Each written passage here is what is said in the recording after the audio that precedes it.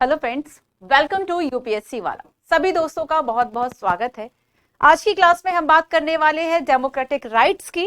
इसके पहले हम बहुत सारी ऐसी चर्चाएं कर चुके हैं कि किसी एक कंट्री को अगर आप डेमोक्रेटिक कहते हैं तो उसमें बहुत सारे ऐसे जो प्रोविजंस हैं, बहुत सारे और भी ऐसी बातें शामिल है।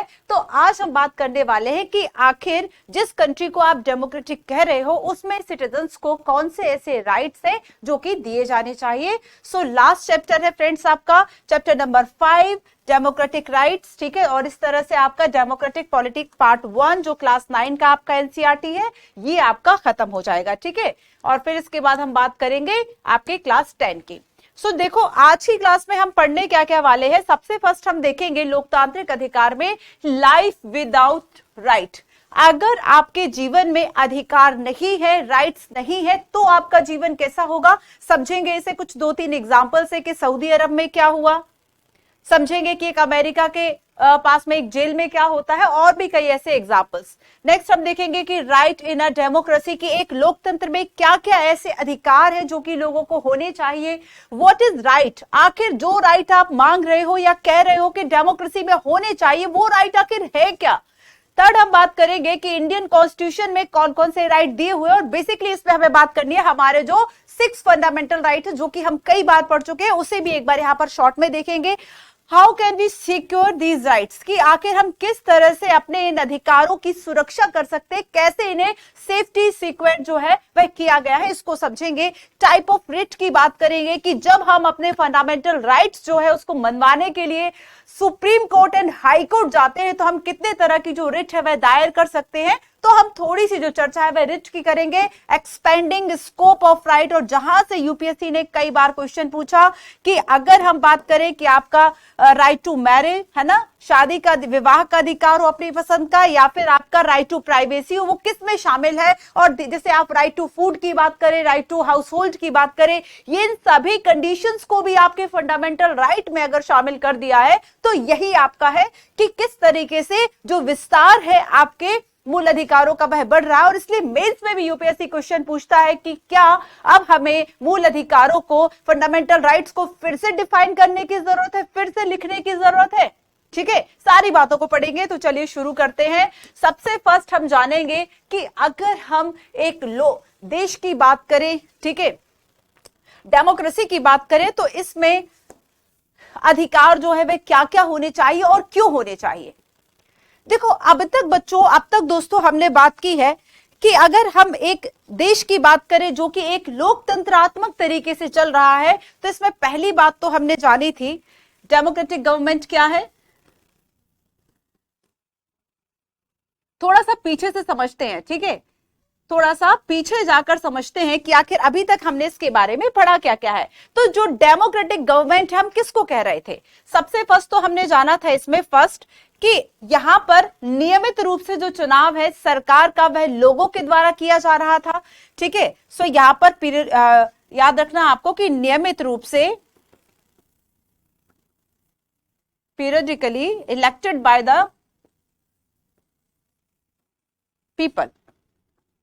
यहां पे ऐसी गवर्नमेंट होगी जो कि गवर्नमेंट जो है वह किसके द्वारा इलेक्टेड होगी, लोगों के द्वारा इलेक्टेड होगी, और एक नियमित अंतराल पर इलेक्टेड होगी। यहां पर हमने main election, general election and by election की बात याद करो, हमने लास्ट जो है आपका चुनावी राजनीति में की थी, इलेक्टोरल पॉलिटिक्स वाले में, ठीक है। अब देखो सेकंड है इसमें, सेकंड जो एलिमेंट अब तक हमने देखा कि एक डेमोक्रेटिक गवर्नमेंट वही होती है जो कुछ संस्थाओं के भीतर रहकर काम करती है, और वो संस्थाएं किस तरीके से काम करेगी इसको कॉन्स्टिट्यूशन में मेंशन किया जाता है, ठीक है। तो सेकंड हमने क्या देखा था कि कुछ ऐसी संस्थाएं होंगी, लेकिन केवल इन दोनों बातों का होना पर्याप्त नहीं है, ठीक है। कुछ ऐसे इंस्टीट्यूशंस होंगे, institutions that follow certain rules and procedures, that follow certain rules and procedure। अच्छा ये बताओ कि क्या केवल अगर ये दो बातें हो कि बस नियमित रूप से चुनाव होते रहे और कुछ संस्था हो, तब भी तो जो सरकार है वह तानाशाही हो सकती है ना। तो इसीलिए जरूरत पड़ती है आज के चैप्टर की कि एक डेमोक्रेटिक गवर्नमेंट वही है जिसमें कि कुछ राइट्स जो है आप उसके सिटीजन्स को दें। तो यहां पर तीसरा और इंपॉर्टेंट जो प्रोविजन है वह आता है आपका डेमोक्रेटिक राइट्स। ठीक है, कि एक जो डू नॉट क्रॉस की लाइन है जो कि हमारा फंडामेंटल राइट खींचता है कि आपने गवर्नमेंट को उस तरफ रख के एक क्रॉस लाइन जो है वह खींच दी कि आप इसे क्रॉस नहीं करेंगे, क्योंकि इससे आगे जो सिटीजन्स के राइट है वह नेगेटिवली जो है वह इंपैक्ट होंगे। तो आपको याद रखना है फ्रेंड्स कि यहां पर थर्ड जो है कि एक डेमोक्रेटिक गवर्नमेंट उसको कहेंगे जिसमें सभी लोग अपने अधिकारों का आनंद उठा सके, ठीक है, एंजॉय कर सके अपनी स्वतंत्रता को, अपनी समानता को,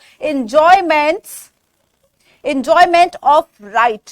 तो यहां पर केवल दो बातों का होना पर्याप्त नहीं है। और एंजॉयमेंट कैसे होगा कि गवर्नमेंट के लिए आपने कुछ जो लिमिट्स हैं, सीमाएं हैं, लक्ष्मण रेखाएं हैं वह तय कर दी। तो यहां पर इस तरीके से इस चैप्टर का बहुत ज्यादा महत्व है। ठीक है, क्योंकि एक डेमोक्रेटिक गवर्नमेंट में केवल चुनाव होना पर्याप्त नहीं है, केवल वहां पर इंस्टीट्यूशंस का होना पर्याप्त नहीं है, क्योंकि अगर चुनाव हो रहा है तो याद करो चीन जैसा चुनाव भी हो सकता है, पाकिस्तान जैसा चुनाव भी हो सकता है। और अगर संस्थाओं की बात करें तो और भी हम कुछ जगहों की बात करेंगे आगे कि वहां पर अगर आपने डेमोक्रेटिक तरीके से सरकार को चुना तो है, लेकिन आगे जाकर वह अपनी निरंकुशता को स्थापित करती है, वह अपना दबदबा, अपना वर्चस्व, अपनी टिरेनी जो है वह स्थापित कर रही है।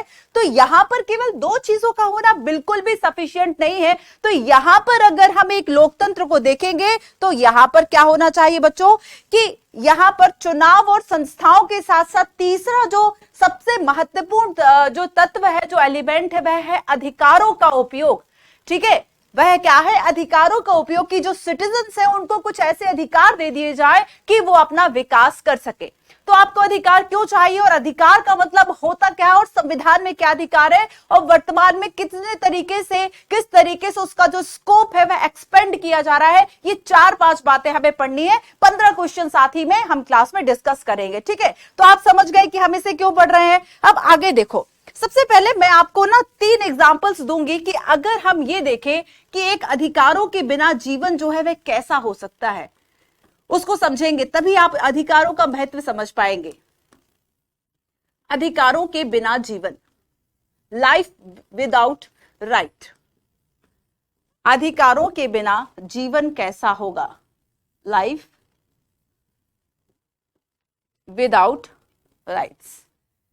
ठीक है, सबसे फर्स्ट हम इसे समझेंगे और इसके बाद फिर हम चलेंगे कि राइट्स क्या है, अधिकार जो है वह आखिर होते क्या हैं। आपने कह तो दिया कि अधिकार है, ठीक है, अधिकार, लेकिन होते क्या है उसको हम समझेंगे कि आप किस बात को ये कहोगे कि ये आपका अधिकार है और किस बात को आप नहीं कह सकते कि ये आपका अधिकार नहीं है ना। सो हम राइट्स की बात करेंगे कि अधिकार में आखिर क्या क्या शामिल होना चाहिए।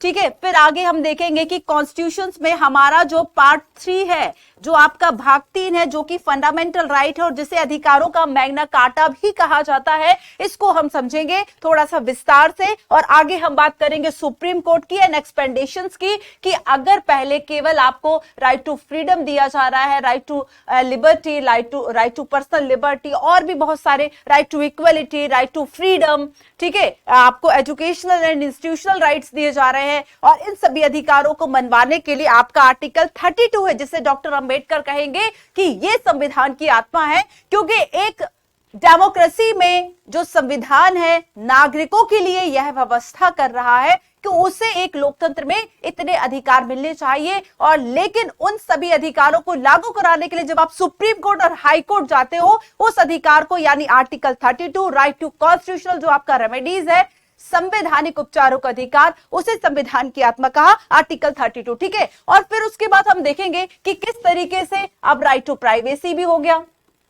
यही एक्सपेंडेशन है इसका। ठीक है, राइट टू प्राइवेसी हो गया, गवर्नमेंट कहती है आपको भूलने का भी अधिकार है। गवर्नमेंट बहुत सारी ऐसी बातें आप देखेंगे कि सुप्रीम कोर्ट के द्वारा बीच बीच में, जैसे कि बेसिक स्ट्रक्चर्स की कुछ टर्म्स दिए जाते हैं, ठीक उसी तरह से कुछ जो है वह राइट्स आपके शामिल कर दिए जाते हैं। ठीक है, जैसे कि हम देखेंगे कि भाई पहले आपका जो डीपीएसपी में आपका राइट टू एजुकेशन वाला था कि 6 से लेके 14 ईयर तक का जो चिल्ड्रन है, जो बच्चा है, उसको माता पिता शिक्षा देंगे, फिर वह राज्य के कर्तव्य में कैसे डाल दिए, कैसे इसको मैंडेटरी बना दिया गया, उस पर भी हम बात करेंगे सबसे लास्ट में। ठीक है, चलो तो शुरू करते हैं। और सबसे पहले हम देखते हैं कि अगर आप अधिकारों की बात करें तो अधिकारों के बिना जो जीवन है वह होगा कैसा। सबसे फर्स्ट देखो, हम बात करते हैं कुछ कैदियों की, ठीक है, जो कि गुआंतानामो जो बे जेल था इसमें कैद थे, ठीक है। तो यहां पर क्या हुआ था बच्चों कि आप सभी को याद होगा कि अमेरिका में, ठीक है, न्यूयॉर्क की अगर हम बात करें तो यहां पर एक हमला होता है, ठीक है, और आई थिंक ये 2011 के आसपास होता है। यहां पर भी 11/9 है ना, 11 सितंबर, और 2001 में न्यूयॉर्क में एक हमला होता है, अटैक हुआ था बच्चों, और इसके चलते आपको पता है 600 प्लस 600 से ज्यादा जो लोग हैं उनको कैदी बना लिया गया था, और इनको रखा गया था एक गुआंतानामो जेल में, जो कि यहां पर एक टापू के पास थी, ठीक है, एक आइलैंड के पास थी, वहां पर इस जेल में रखा गया। लेकिन याद रखना कि यहां पर जो ये इंफॉर्मेशन है ये गवर्नमेंट के साथ भी शेयर नहीं किया गया, गवर्नमेंट के साथ भी इस इंफॉर्मेशन को शेयर नहीं किया गया, क्योंकि जो अमेरिकी पुलिस थी वो ये सोच रही थी कि हमें जरूरत नहीं है इसकी, और इसलिए इन 600 कैदियों को यहां पर ऐसे लोगों को जो सस्पेक्ट थे, जिस पर उन्हें शक था कि शायद ये इस हमले में शामिल हैं, उनको इन्होंने गिरफ्तार किया बिना किसी को बताए। लेकिन बात यहां से ओपन होती है कि एक कैदी के जो पेरेंट्स है वह आगे तक लड़ने जाते हैं, और यहां से बात पहुंचती है एमनेस्टी इंटरनेशनल, जो कि ह्यूमन राइट्स के लिए प्रोटेक्ट करने के लिए इंटरनेशनल एक बॉडी है। तो यहां पर आप देखेंगे कि यहां से जो बात है वह ओपन होती है, और उस एमनेस्टी इंटरनेशनल के द्वारा अमेरिकी गवर्नमेंट से ये कहा भी जाता है कि आप इसकी इंफॉर्मेशन दो, और जो कैदी जो है उन्हें पता भी ये चल जाता है गवर्नमेंट को, मतलब पुलिस को, अमेरिकी जो पुलिस है उसे पता चल जाता है भाई कि इसमें से जो है वह कुछ लोग निर्दोष भी है, लेकिन उन्हें भी इसलिए नहीं छोड़ा गया कि ये आगे जाएंगे तो हमारी इंफॉर्मेशन लीक हो जाएगी कि हमने यहाँ इतने सारे लोगों को कैद कर रखा है। अब सोचो कि अब ऐसा अधिकार, आपका जो जीवन है, कि आपको कोई पकड़ के ले जा रहा है, कहीं आपको बंदी बना ले, किसी को सूचना ही ना दे, तब क्या हो गया? क्या आपके जीवन में अधिकार भरपूर मात्रा में, या फिर कहीं ना कहीं कुछ कमी है ना? तो यहां पर आपको याद रखना है कि एक तो ये उदाहरण हो गया, ठीक है, कि यहां पे एमनेस्टी इंटरनेशनल बाद में आता है, लेकिन उसके बाद कोई खास फर्क वो अमेरिकी गवर्नमेंट पे डाल नहीं पाया, ठीक है, याद रखना। एमनेस्टी इंटरनेशनल, बताओ जरा इसके बारे में कुछ। एमनेस्टी इंटरनेशनल जो है ह्यूमन राइट एजेंसी है, ऑर्गेनाइजेशन है, ठीक है। अब सेकंड हम चलते हैं, एक बात तो यहां पर हो गई, सेकंड हम बात करते हैं citizens right in Saudi Arabia, ठीक है।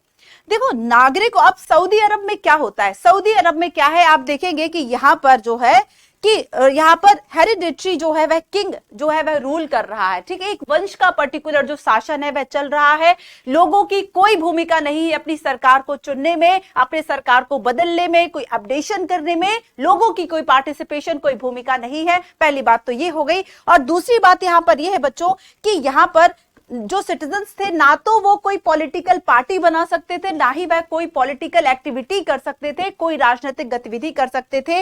और तीसरी बात यहां पर यह है कि महिलाओं को, ठीक है, वैधानिक रूप से, यहां पर याद रखना कि लीगली महिलाओं को जो है वह लीगली रूप से मेल से कमतर समझा गया, ठीक है, यहां पर याद रखना आपको इस बात को। और उसके अलावा बहुत सारी महिलाओं को सब्जेक्शन बनाया गया कि बहुत सारी ऐसी पाबंदियां हैं सार्वजनिक रूप से जो आप पर होंगी। फॉर एग्जांपल जैसे कि पूरा ढककर जाना है, या फिर और भी जैसे ड्राइविंग नहीं करनी है, पहले वहां पर महिलाओं को ड्राइविंग लाइसेंस नहीं दिए जाते थे, ठीक है, और भी बहुत सारी ऐसी बातें थी।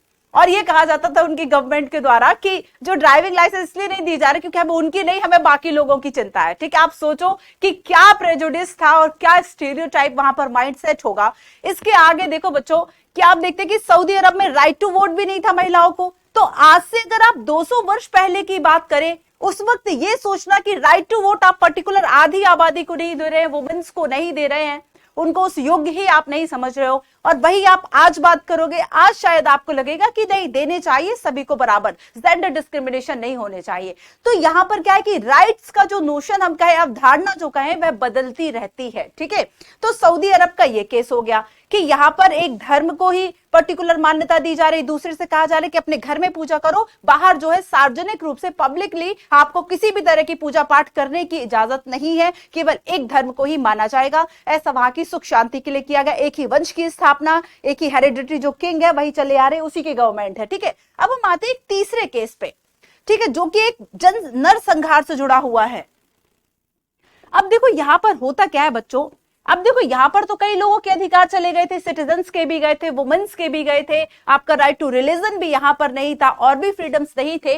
अब लेकिन देखो कि अब जो हम यहाँ पर एथनिक मेस्किया इन कोसोवा की बात करेंगे, कोसोवो की बात करेंगे, ठीक है, यूगोस्लाविया का एक प्रांत, और यहाँ पर क्या होता है कि बच्चों यहाँ पर जीती, मतलब इलेक्शंस तो हुए। अब ध्यान रखना कि यहाँ पर ऐसा नहीं है कि इलेक्शंस नहीं हुए, इलेक्शंस हुए, लेकिन और इलेक्शंस के बाद यहाँ पर एक जो गवर्नमेंट बनी वह बनी सर्ब की, ठीक है, और जो ये सर्ब्स है ना, यहाँ पर ये मेजोरिटी थे, बहुसंख्यक थे, मेजोरिटी थे। और बच्चों जब ये जीत कर आते हैं ना, ये जीत कर आते हैं, तो ये जो है वहां की जो माइनॉरिटीज थे, ठीक है, जो वहां के अल्पसंख्यक थे ना, उनके पास इन्होंने कहा कि आपके पास दो ऑप्शंस हैं।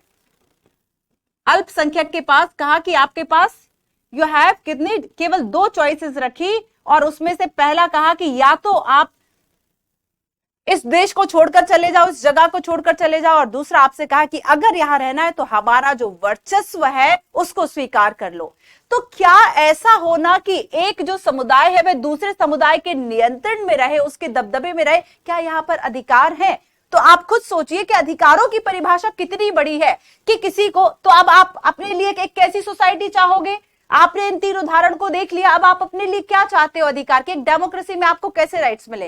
तो इवन एक डेमोक्रेसी में आपको सेफ्टी सिक्योरिटी मिले, हमें गुआंतानामो जो जेल है इससे सीखने को मिला।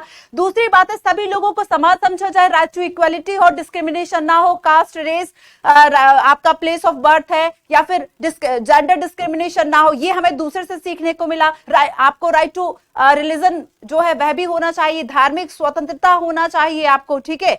तो यहाँ पर फ्रीडम की बात की। और तीसरे में क्या समझ में आया आपको कि एक ऐसे अधिकार होना चाहिए, यानी एक ऐसी सोसाइटी होनी चाहिए जहां पर एक जो कम्युनिटी है वह दूसरे पर अपना ट्रेन ना स्थापित करे, अपना दबदबा, अपना वर्चस्व, अपनी निरंकुशता ना दिखा सके। तो यहां पर हमें इन तीनों एग्जाम्पल से हमें काफी सारा माइंडसेट, काफी सारे और भी जो आगे की बातें हैं वह सीखने को मिली। अब देखो, अब आगे हम सीखेंगे कि आखिर आप क्या चाहोगे इन तीन कंडीशंस के बाद। जो मैंने कंडीशंस आपको बताई वो यहां सारी लिखी हुई है, ये आपकी सऊदी अरबिया की कंडीशन से पढ़ते रहना, ठीक है, यूगोस्लाविया की कंडीशंस हो गई, और इसके अलावा हमने अमेरिकन गवर्नमेंट की जो बात है वह भी कर ली, गुआंतानामो जेल की, ठीक है। अब देखो बच्चों, अब हम चलते हैं आगे कि हमने अधिकारों के बिना जीवन की तो बात कर ली, ठीक है, लेकिन यहां पर जब हम ये कहते हैं,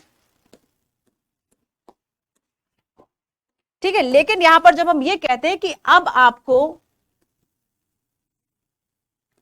राइट इन अ डेमोक्रेसी, आपको एक लोकतंत्र में क्या क्या चाहिए, आपको क्या उम्मीदें हैं राइट इन अ डेमोक्रेसी, ठीक है, आप क्या चाह रहे हैं एक लोकतंत्र में कैसे अधिकार मिलने चाहिए। तो सबसे फर्स्ट तो देखो, सबसे फर्स्ट तो हमें यह समझ में आया कि जिसमें लोगों की सुरक्षा हो, सम्मान हो और उनके पास अवसर हो, ठीक है, सुरक्षा हो, सम्मान हो, उनके पास अवसर हो, ऐसे अधिकार हमें होने चाहिए। सबसे पहली बात हमारे पास क्या आती है कि एक ऐसी इच्छा, डिजायर आ, कैसी इच्छा, डिजायर आ सिस्टम, एक ऐसा सिस्टम, एक ऐसे सिस्टम की इच्छा होना, ठीक है, वेयर सिक्योरिटी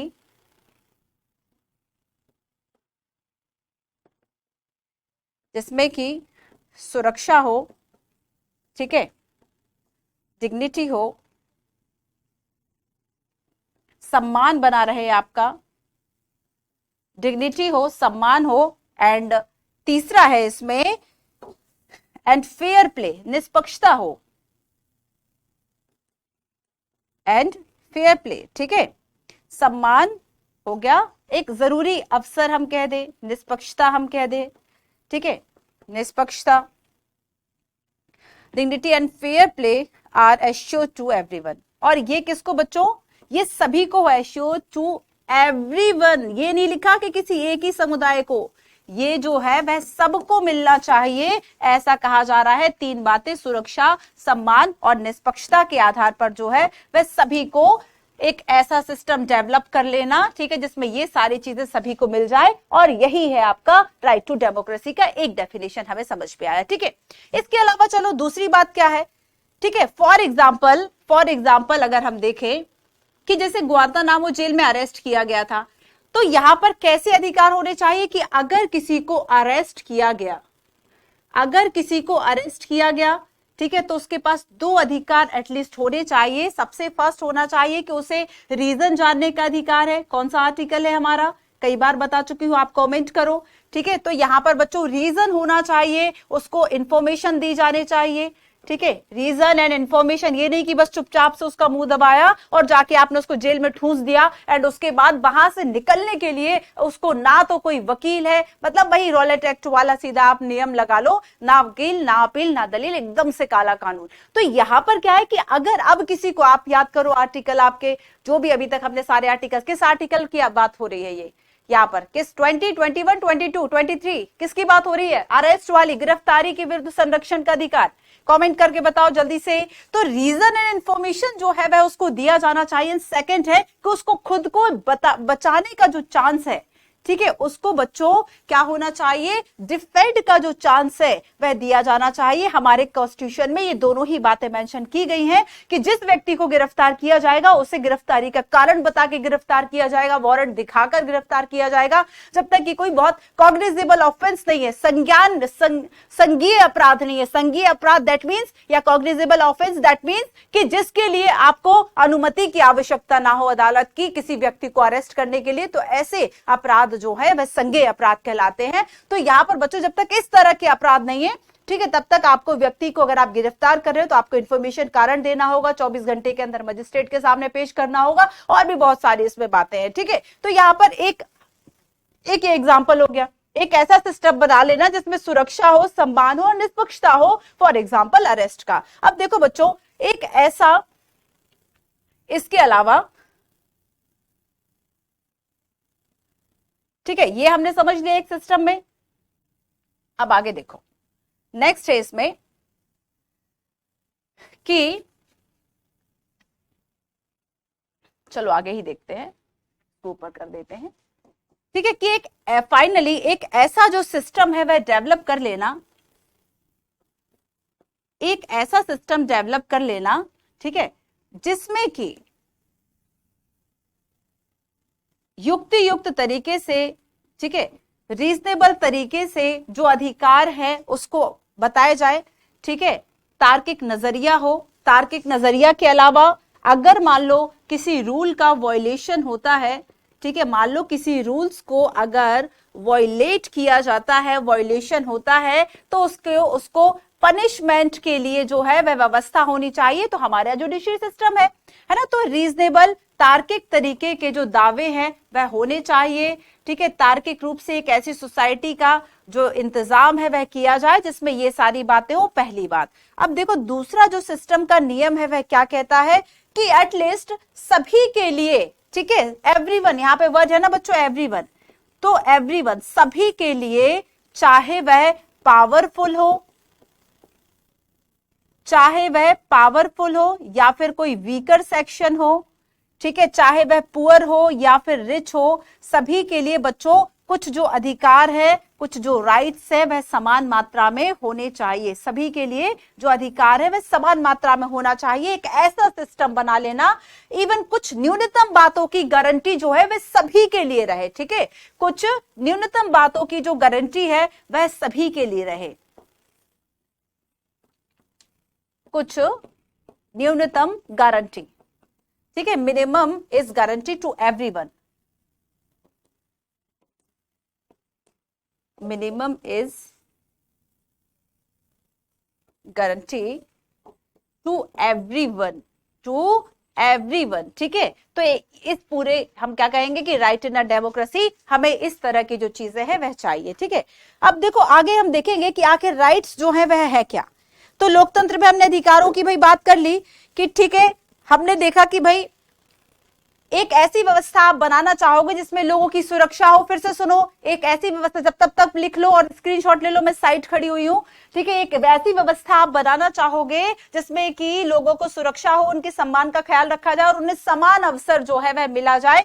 ठीक है, जैसे कि उचित कारण से किसी व्यक्ति को गिरफ्तार ना किया जाए, है ना, अरेस्ट की हमने बात की, और यहां पर उसको खुद को निर्दोष अगर वो साबित करना चाहता है तो उसको उसके भी पर्याप्त जो अवसर है वह दिए जाए। ठीक है, तो यहाँ पर उसको अपना पक्ष रखने की बात किया जा रहा है। साथ ही एक ऐसा भरोसा हो सभी को कि जिन चीजों की आप मांग कर रहे हो वो बातें जो है वह सभी को अवेलेबल हो। तो यहाँ पर तीसरी बात आती है कि कुछ न्यूनतम बातों की गारंटी जो है वह सभी को होनी चाहिए, मिनिमम जो गारंटी है वो सभी को होनी चाहिए, ठीक है। तो यहाँ पर ऐसी व्यवस्था बन गई कि अमीर है, गरीब है, ताकतवर है, कमजोर है, इवन बहुसंख्यक हो या अल्पसंख्यक हो, ठीक है, मेजोरिटी हो या माइनॉरिटी हो। ध्यान रखना कि जब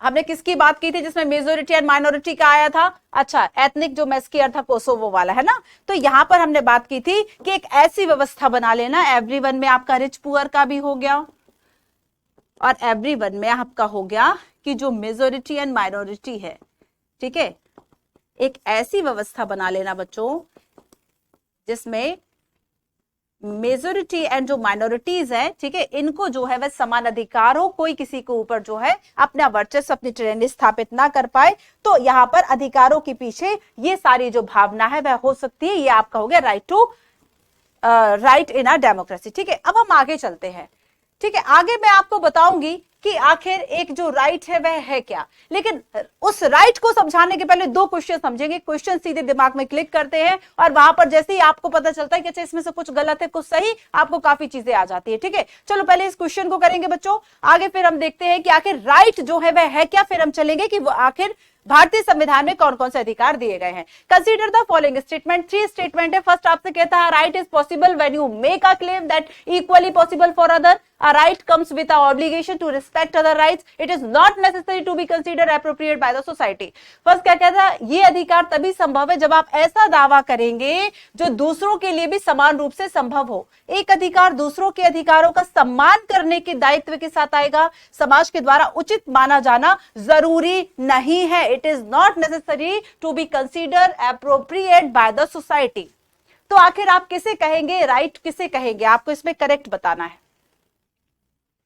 किसे आप राइट कहोगे? Answer is no, option number D नहीं होगा, ऑप्शन नंबर ए होगा। पहली और दूसरी बात बिल्कुल सही है, तीसरा जो है वह गलत है। क्योंकि अगर आप कह रहे हो कि ये अधिकार है तो समाज उसको अधिकार तभी मानेगा जब समाज को लगेगा कि हाँ भाई ये जो दावे है वह ठीक है। तो यहाँ पर समाज का कंसीडर किया जाना भी काफी जरूरी होता है, ठीक है। तो अभी देखो आगे चलते हैं हम, और नेक्स्ट है consider the following statement about rights of human beings. First है rights are reasonable claim of person recognised by society and sanctioned by law. अब एक कदम आगे चले गए हम इसमें, अधिकार समाज के द्वारा मान्यता प्राप्त और कानून के द्वारा स्वीकृत व्यक्तियों के उचित दावे हैं, उचित दावे, ठीक है। If right are not written into law they are merely moral rights. अगर उनको लिखा नहीं गया है तो वह केवल नैतिक या प्राकृतिक अधिकार माने जाएंगे।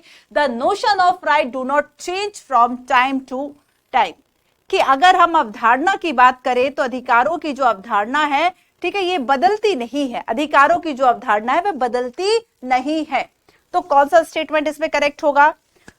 तो अगर हम नोशन ऑफ राइट्स की बात करें तो याद रखना कि टाइम टू टाइम ये चेंज होती रहती है। फॉर एग्जांपल अगर आप आज से आप 200 वर्ष पहले चले जाओ, 200 इयर्स एगो, आप यहाँ पर वुमेन्स के लिए, फीमेल्स के लिए आप हो सकता है कि राइट टू वोट आप गलत समझो कि राइट टू वोट नहीं दिया जाना चाहिए। लेकिन अब जब हम आज बात करते हैं, आज के समय की जब हम बात करते हैं, 2020 की बात करते हैं, 21 की बात करते हैं, 22 की बात करते हैं, तो ये चीज आपको गलत लगेगी। क्योंकि यहां पर आप मानते हैं कि इक्वली जो मेल एंड फीमेल है इनको राइट टू वोट होना चाहिए। तो यहां पर नोशन ऑफ राइट बदल गया। यहाँ पर नोशन ऑफ राइट जो है वो बदल गया ना, ठीक है। कि यहाँ पर देखो मान लो फीमेल्स को बहुत सारे राइट आज से 200 वर्ष पहले नहीं दिए जा रहे थे, बट आज दिए जा रहे हैं ना। तो यहाँ पर अवधारणा तो बदल गई ना। तो ये सेंटेंस तो आपका गलत हो गया। ये दोनों बातें बिल्कुल सही लिखी हुई है। करेक्ट आपसे पूछा था option number D, option number D सही आंसर होगा, ठीक है। 1 and 2 ओनली, थर्ड गलत है। अब हम समझते हैं व्हाट इज राइट। दो क्वेश्चन हमने देख लिए, ठीक है। चलो इसके बीच में स्लाइड बनाते हैं कि आखिर जब हम बात करते हैं इन अधिकारों की, ये अधिकार हैं क्या।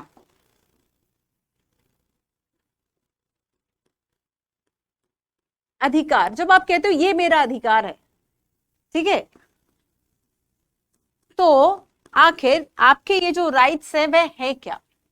आप किसे कहोगे? आपने कह तो दिया कि चलो ये मेरे अधिकार है, लेकिन इस अधिकार शब्द की डेफिनेशन क्या है आपके लिए?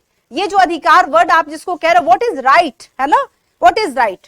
तो सबसे पहली बात तो देखो, आपने कहा है ना कि ये मेरा अधिकार है, इसका मतलब आपका एक दावा है। दावा किससे है? आप अपने किसी व्यक्ति से कह सकते हो, आप अपने समूह के लोगों से कह सकते हो कि ये मेरा अधिकार है, आप सोसाइटी से कह सकते हो कि ये मेरा अधिकार है, आप सरकार से कह सकते हो कि ये मेरा अधिकार है। ठीक है, तो पहली बात हमें क्या पता चलती है? अ पर्सन क्लेम, कोई भी व्यक्ति जो ये क्लेम कर रहा है, ठीक है, जो ये दावा कर रहा है, किस किस से? उसका दावा है ओवर द सोसाइटी, उसका दावा है ओवर द सोसाइटी, समाज से, over the government, over the government, है ना, एंड अदर पर्सन्स, एंड अन्य लोगों से। तो उसका दावा किस किस से है? इन तीन लोगों से, अपने लोगों से भी है, सरकार से भी और समाज से है। तो इसका मतलब क्या है कि आपने क्या किया बच्चों? एक दावा किया है। अधिकार का मतलब ऐसा दावा जो कि आप किस किस से कर रहे हो? आप समाज से भी कर रहे हो, आप अपने लोगों से भी कर रहे हो, और आप सरकार से भी कर रहे हो। आप अपने लोगों से, फिर से ध्यान से सुनो, यही इंपॉर्टेंट है। ठीक है, शुरुआत कहां से होती है? शुरुआत होती है एक क्लेम से, एक अधिकार से। अ पर्सन क्लेम, ठीक है, क्या क्या क्लेम कर रहा है बच्चों? ये क्लेम कर रहा है कि मेरा ये जो दावा सरकार, समाज, इन सबसे ऊपर है, यही मेरा अधिकार है। ठीक है, तो ये पहली बात हो गई। अब दूसरी बात कि आपने, एक पर्सन ने ये दावा कर दिया, अब उस दूसरे पर्सन का क्या? आपने यहां पर कहा कि आपका किसी और पर्सन के प्रति, तो दूसरा अधिकारों की अवधारणा यह कहती है कि आपने जो दावा किया है वह आप दूसरे का भी मान लो। फॉर एग्जाम्पल, अगर आप कह रहे हो कि आपको क्रिकेट खेलना है, आपको खेलने का अधिकार है, आपको स्वतंत्रता का अधिकार है, लेकिन आप इसके नाम पर पड़ोसी के जो शीशे हैं, जो खिड़कियां हैं, वो नहीं तोड़ सकते, क्योंकि वहां उसका अधिकार है। आप देखेंगे बच्चों की जैसे चौराहे पर अगर आप हड़ताल के लिए बैठे हो, तो ठीक है, आपका अधिकार है, आप सभा करना आपका अधिकार है, हड़ताल का अधिकार नहीं है, उसमें हम देखेंगे कुछ कुछ बातों में। तो आप देखो कि सभा करना, इकट्ठा होना आपका अधिकार है, लेकिन आप सार्वजनिक व्यवस्था कर रहे हो, वहां से एम्बुलेंस भी निकल रही है, वहां से और स्कूल की बसेस भी जा रही हैं, वहां से और भी मार्केट एंड बाकी सारे लोग चल रहे हैं, तब आपका ये अधिकार नहीं कि आप चौराहे को जो है वह जाम करके बैठ जाओ, कि सारी व्यवस्था ही ठप हो जाए। तो यहां पर क्या है कि आप देखेंगे कि ऐसे दावे, पहला कॉन्सेप्ट क्या हो गया? एक व्यक्ति के दावे हैं तीन लोगों के लिए, समाज, लोग और सरकार। लेकिन ये दावा ठीक दूसरा व्यक्ति भी आपसे कर सके, ये अधिकारों की अवधारणा है। आगे एक कदम आगे हम कहां बढ़े बच्चों? यहां पर कि ये जो अधिकार है, ठीक है, ये जो अधिकार है, ये दूसरे का भी आपको मानना चाहिए। और इसके अलावा ये जो पर्सन है, ये क्या क्या क्लेम कर सकता है कि भाई इससे बैड ट्रीटमेंट ना किया जाए, है ना, इससे गलत तरीके से व्यवहार ना किया जाए, अपमानजनक तरीके से व्यवहार ना हो, इसके लिए दावा कर सकता है। ठीक है, ये इसको नुकसान ना हो, ये हर्ट ना हो, इसके लिए ये दावा है। और यही सेम चीज जो है वह एक पर्सन जो है, दूसरा पर्सन की भी आपको माननी होगी। तो ये दावा अगर ठीक इस व्यक्ति का इस पर है, तो इस व्यक्ति का इससे भी है। समझे कि यहां पर जो दावा है वह ऐसा नहीं कि केवल आपका ही दावा है, ये और भी दूसरा जो व्यक्ति है वह भी क्लेम कर सकता है। सो दूसरों से ऐसे व्यवहार की अपेक्षा जिससे हमें नुकसान ना पहुंचे, ठीक है, ये हमारा अधिकार हो गया। अब आगे देखो, नेक्स्ट है इसमें, पहली बात आप समझ गए। सेकंड हमें इसमें देखना है बच्चों कि दूसरे पर ये समान रूप से लागू होगा। फॉर एग्जाम्पल, हमने क्रिकेट की बात कर ली, ठीक है। So a right is a possible when you make a claim that is equally possible for other. तो दूसरी बात हमें क्या पता चली? पहली बात तो ये हो गई, दूसरी बात है ये जो क्लेम है that is equally possible for other. ऐसा दावा आप दूसरे के लिए भी आप मानोगे। ठीक, वही बात, उसको मैंने शब्दों में लिख दिया। ठीक है, तो यहां पर एक एग्जांपल आप क्रिकेट का याद रख लो कि अगर आपको खेलने का अधिकार है, लेकिन आपको पड़ोसी के जो शीशे हैं वह तोड़ने का अधिकार नहीं है।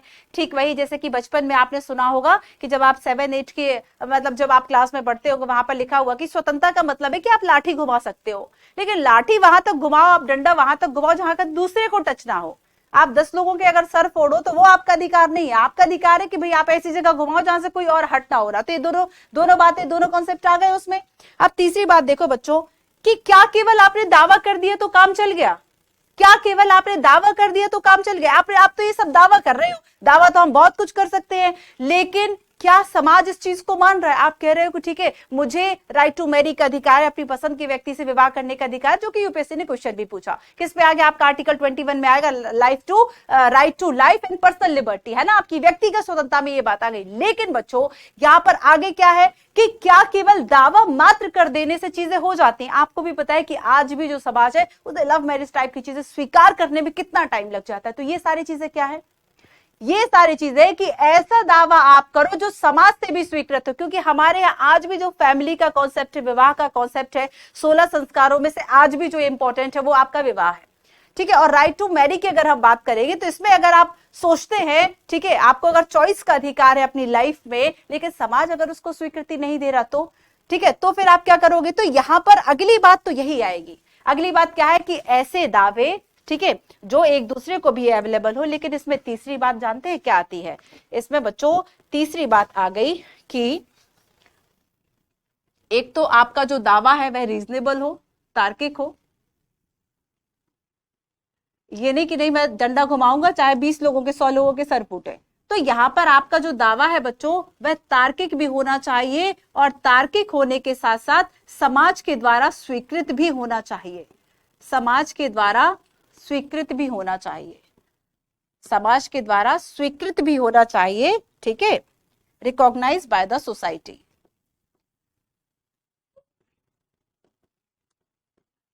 Recognise by the society. अगर समाज ने इसे स्वीकृत नहीं किया तो आपका दावा तो फेल हो गया समाज के लिए। अब आगे देखो कि यहां पर क्या होता है कि एक अलग अलग सोसाइटी अपने लिए अलग अलग रूल्स बना सकती है, डेफिनेटली बना सकती है। तो यहां पर क्या है कि जो सोसाइटी है वह अपने लिए अलग अलग रूल्स बना सकती है। ठीक है, एक जो सोसाइटी है, जो कम्युनिटी है, उसके रूल्स डिफरेंट हो सकते हैं। ठीक है, दूसरी जो है उसके रूल्स जो है वह डिफरेंस हो सकते हैं। तो अलग अलग जो रूल्स है वह अपनी सोसाइटी के लिए बना सकते हैं। तो यहां पर हमें एक बात क्या पता चलती है कि हो सकता है कि दो सोसाइटी में अलग अलग जो रूल्स हैं, अलग अलग मान्यताएं हो। इसके अलावा देखो कि यहां पर अगर सोसाइटी में रूल्स बदलते रहते हैं तो हम यहां पर क्या देखेंगे कि हो सकता है कि कभी जो एक समाज को गलत लग रहा हो वो आगे जाके जैसे आप पहले हम कास्ट सिस्टम की बात करें कि पहले का जो कास्ट सिस्टम था, पहले लोग जितना जातिवाद मानते हैं, आज थोड़ा सा लोग लिबरल हो गए कि ठीक है अब तो लोग धर्म की भी सीमाएं कम मान रहे हैं।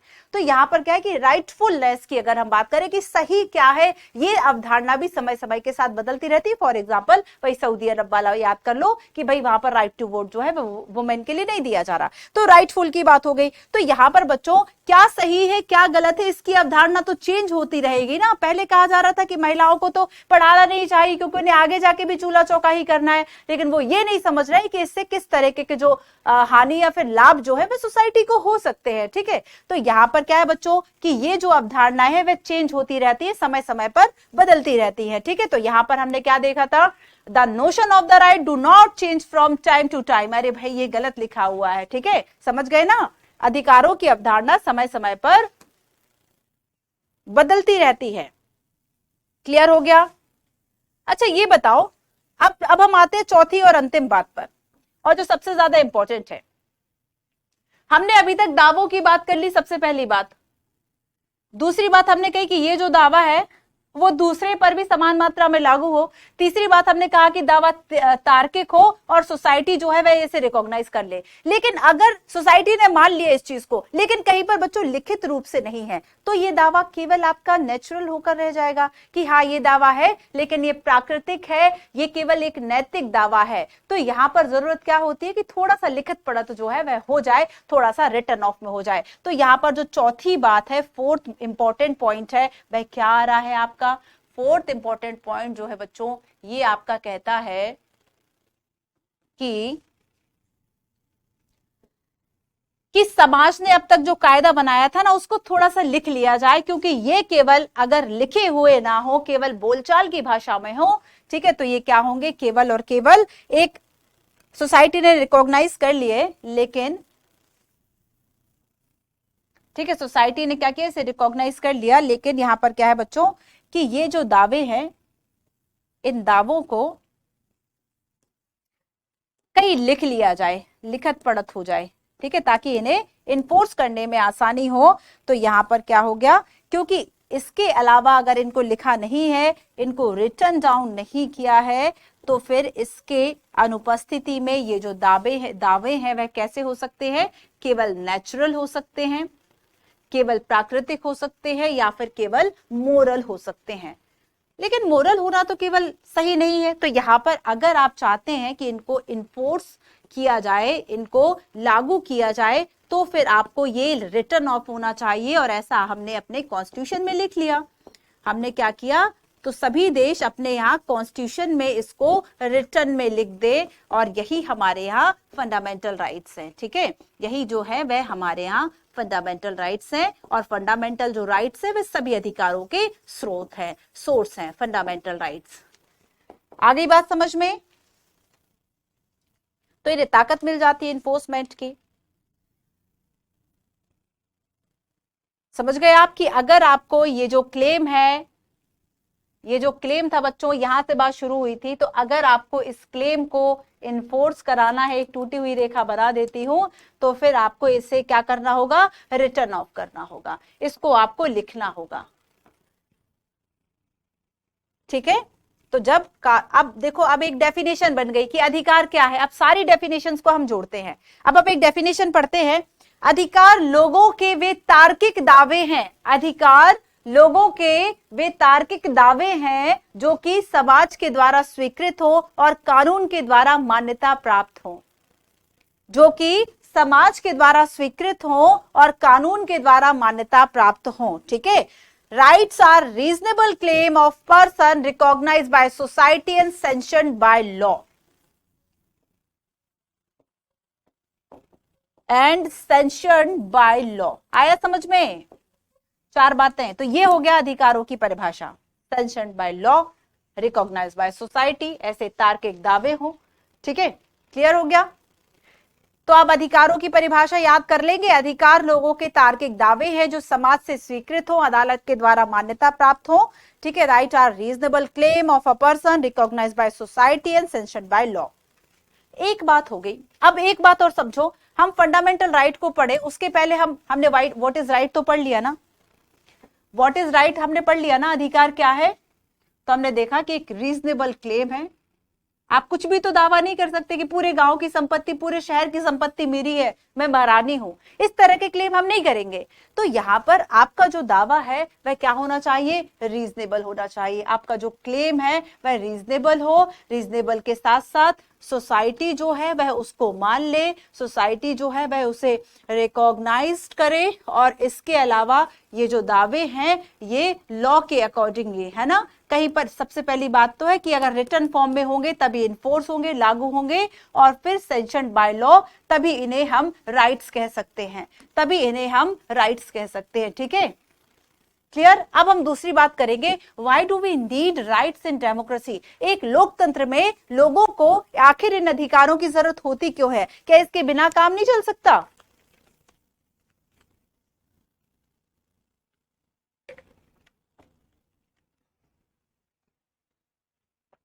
अच्छा देखो, डेमोक्रेसी में बच्चों आपको पता है कि right to vote and right to elected government होता है, ठीक है। तो यहां पर अगर हम बात करें कि डेमोक्रेसी में कि क्यों अधिकारों की जरूरत है, तो आपको पता है कि भाई डेमोक्रेसी में आपको राइट टू वोट भी होना चाहिए, एंड यहाँ पर right to elected the government, and इसके अलावा चुनाव का अधिकार भी आपका होगा, इलेक्टेड टू गवर्नमेंट, ठीक है।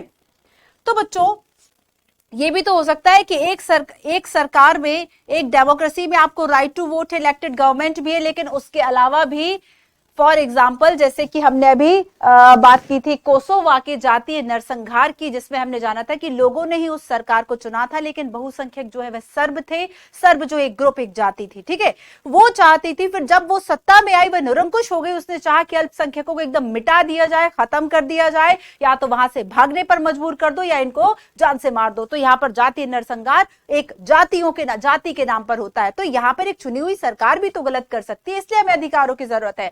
राइट टू वोट हमने देख लिया, लेकिन बच्चों राइट को प्रोटेक्ट कौन करेगा? क्योंकि एक सोसाइटी में राइट को, आपके राइट्स अगर आप सिक्योर सेफ नहीं, आपने मान लिया कि भारत देश जो है वो डेमोक्रेसी है, लेकिन आपको पकड़ के जेल में ठूस दिया जाए, आपकी कोई आपको निकलने ना दिया जाए, किसी को पता ना चले, आपको एकदम चुपचाप से, हमारे यहाँ तो एकांतवास, आपको अकेले भी कैद नहीं किया जा सकता, ठीक है, एकांतवास के खिलाफ, कारावास के खिलाफ भी आपको सुरक्षा प्राप्त है।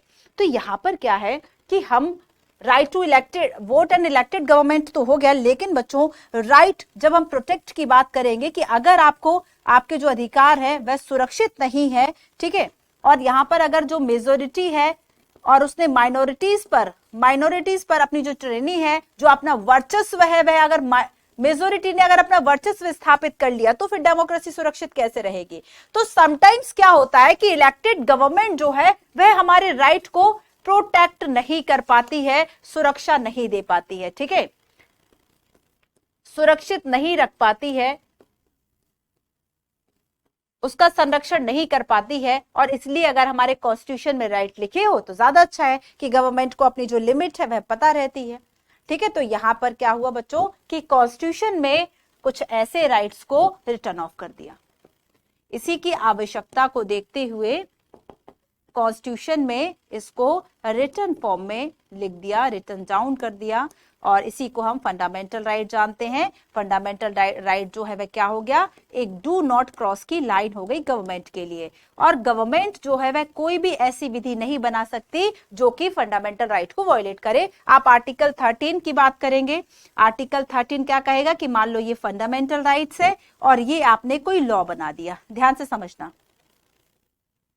ठीक है, ये आपने लॉ बना दिया। अब ये तो फंडामेंटल राइट का जो गोला है वह चला गया। अब क्या होगा? अब यहां पर यूपीएससी आपसे क्वेश्चन पूछती है कि इस स्थिति में अगर कोई लॉ ऐसा बन गया है जो कि फंडामेंटल राइट का वायलेशन कर रहा है, तब इसके साथ क्या होगा? आप जानते हैं तब इसका क्या होगा? तब ये होगा बच्चों कि ये वाला जो पार्ट, ठीक है, जो ये ग्रीन वाला पार्ट दिख रहा है, जितनी मात्रा में इसने फंडामेंटल राइट को वायलेट किया है उतनी मात्रा में ये लागू नहीं होगा, ये अमान्य होगा, इनफोर्स इसका नहीं होगा, ये इनवैलिड हो गया।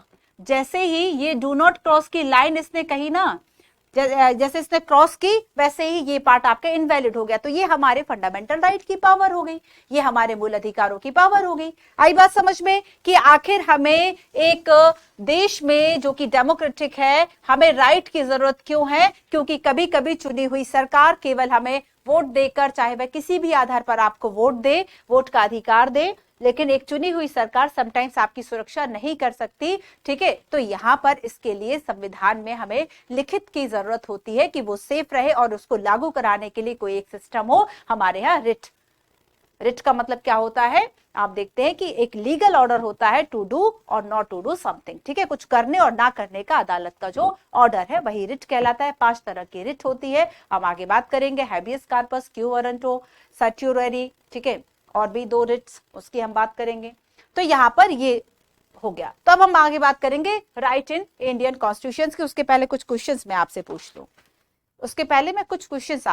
ठीक है। देखो ज्यादा इंपॉर्टेंट था बच्चों, अब आर्टिकल्स तो आपने पढ़ रखे हैं, अगर मैं यहाँ इस क्लास को यहाँ भी ऑफ कर दूं ना तब भी आपका कोई हानि नहीं है, क्योंकि इसके पहले इंडियन कॉन्स्टिट्यूशन में क्या क्या राइट्स है वो हम पढ़ चुके हैं सारे। आपके right to equality, freedom, right to against exploitation, ठीक है, इसके अलावा आपका right to religion, freedom of religion की हम बात कर चुके, और हम अल्पसंख्यकों के जो अधिकार थे उसकी बात कर चुके, 29, 30 और 32 हम कॉन्स्टिट्यूशनल रेमेडीज की भी बात कर चुके हैं। लेकिन आगे मैं इसको शॉर्ट में आपको बताऊंगी। तो ज्यादा जरूरी था कि आप इस बात को समझ सके कि आखिर राइट्स का मतलब है क्या, ठीक है, और लाइफ विदाउट राइट कैसे होती है ये भी हमने देखा। एक डेमोक्रेसी में आपको राइट्स क्यों चाहिए, ये सारी भी हमारी चर्चा हुई, ठीक है। कुछ क्वेश्चंस हम जो है वह डिस्कस करते हैं। सबसे पहले चलो एक क्वेश्चन, आपने राइट टू इक्वालिटी सुना? राइट टू इक्वालिटी, समानता का अधिकार। अच्छा ये बताओ, राइट टू फ्रीडम के पहले राइट टू इक्वालिटी क्यों लिखा हुआ है? क्या जरूरत थी? पहले फ्रीडम लिखना था ना।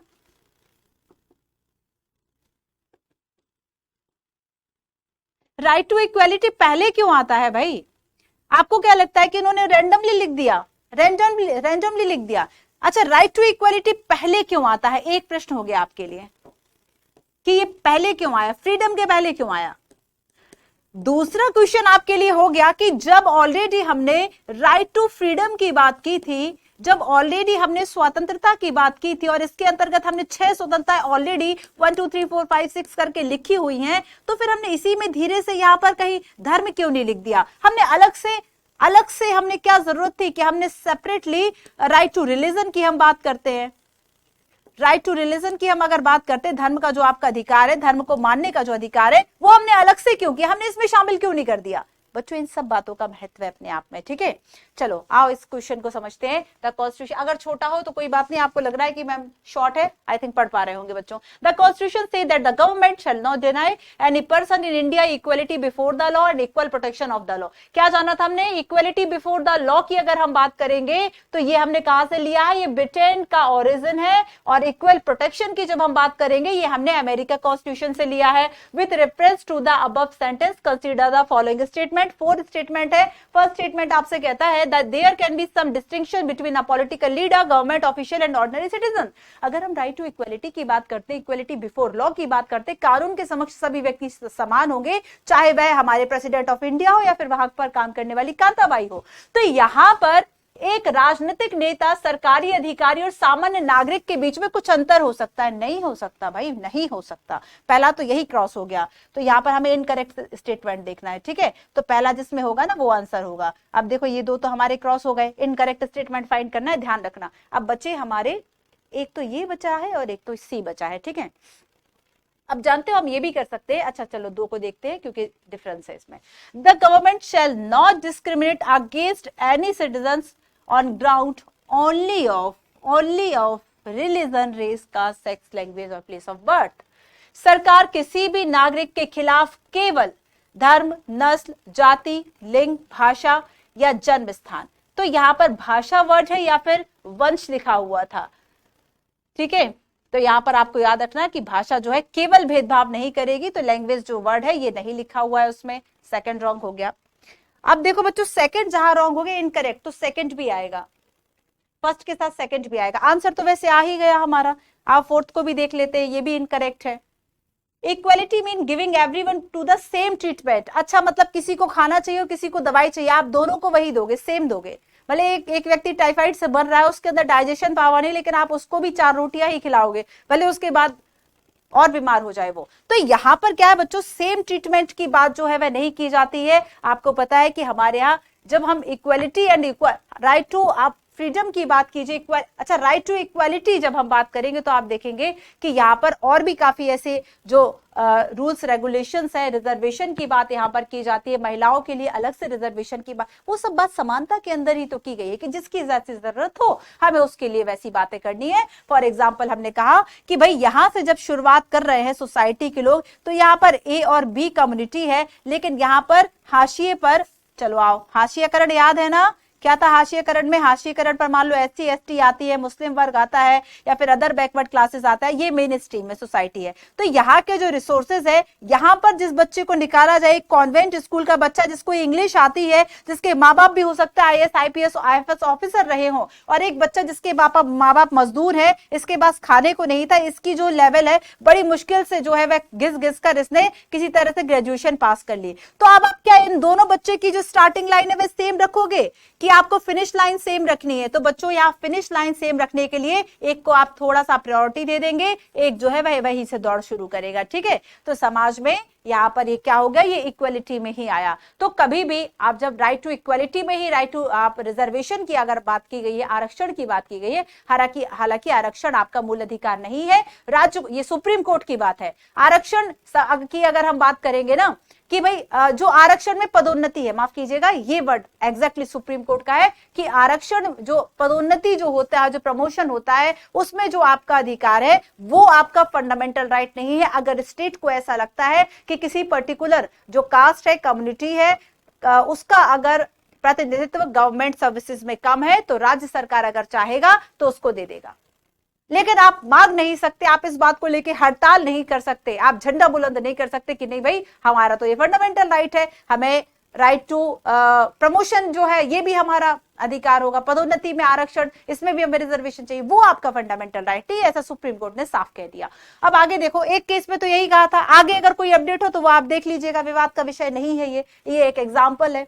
तो यहां पर बच्चों हमने देखा कि सेम ट्रीटमेंट नहीं किया जा सकता, तो यहां पर अब देखो केवल तीसरा और तीसरा जो है वह केवल सही है। Rule of law is basic structure of our constitution, ठीक है, कानून का शासन हमारे संविधान का मूल ढांचा है, ये बात बिल्कुल सही है। मूल ढांचा का मतलब होता है जो कि केशवानंद भारती में सुप्रीम कोर्ट ने सबसे पहली बार जो बेसिक स्ट्रक्चर का जो कॉन्सेप्ट है वह दिया था कि बेसिक स्ट्रक्चर मतलब कुछ ऐसे बेसिक प्रावधान होंगे जिसको अगर आपने इफेक्ट किया, जिसको अगर आपने छेड़छाड़ की तो आपका संविधान का जो मूल स्वरूप है वह खराब हो जाएगा और नेगेटिव रूप से अफेक्ट होगा आपका कॉन्स्टिट्यूशन, ठीक है। तो यहां पर इनकरेक्ट पूछा था, आंसर क्या आ गया? तो आप राइट टू इक्वालिटी को समझ गए, राइट टू इक्वालिटी को समझ गए आप, ठीक है। चलो अब हम आगे एक और क्वेश्चन देखते हैं। Consider the following statement regarding part 3 of the Indian Constitution. देखो पार्ट 1, पार्ट 2, पार्ट 3। तो यहाँ पर पार्ट 1 में क्या है, पार्ट 2 में क्या है, आपका सिटीजनशिप है, ठीक है। पार्ट 1 में आपका स्टेट एंड बाकी यूटीज वगैरह की बात की गई, और आपका जो पार्ट 3 है आपका आर्टिकल 12 से लेके 35 तक, और इसमें भी आप देखोगे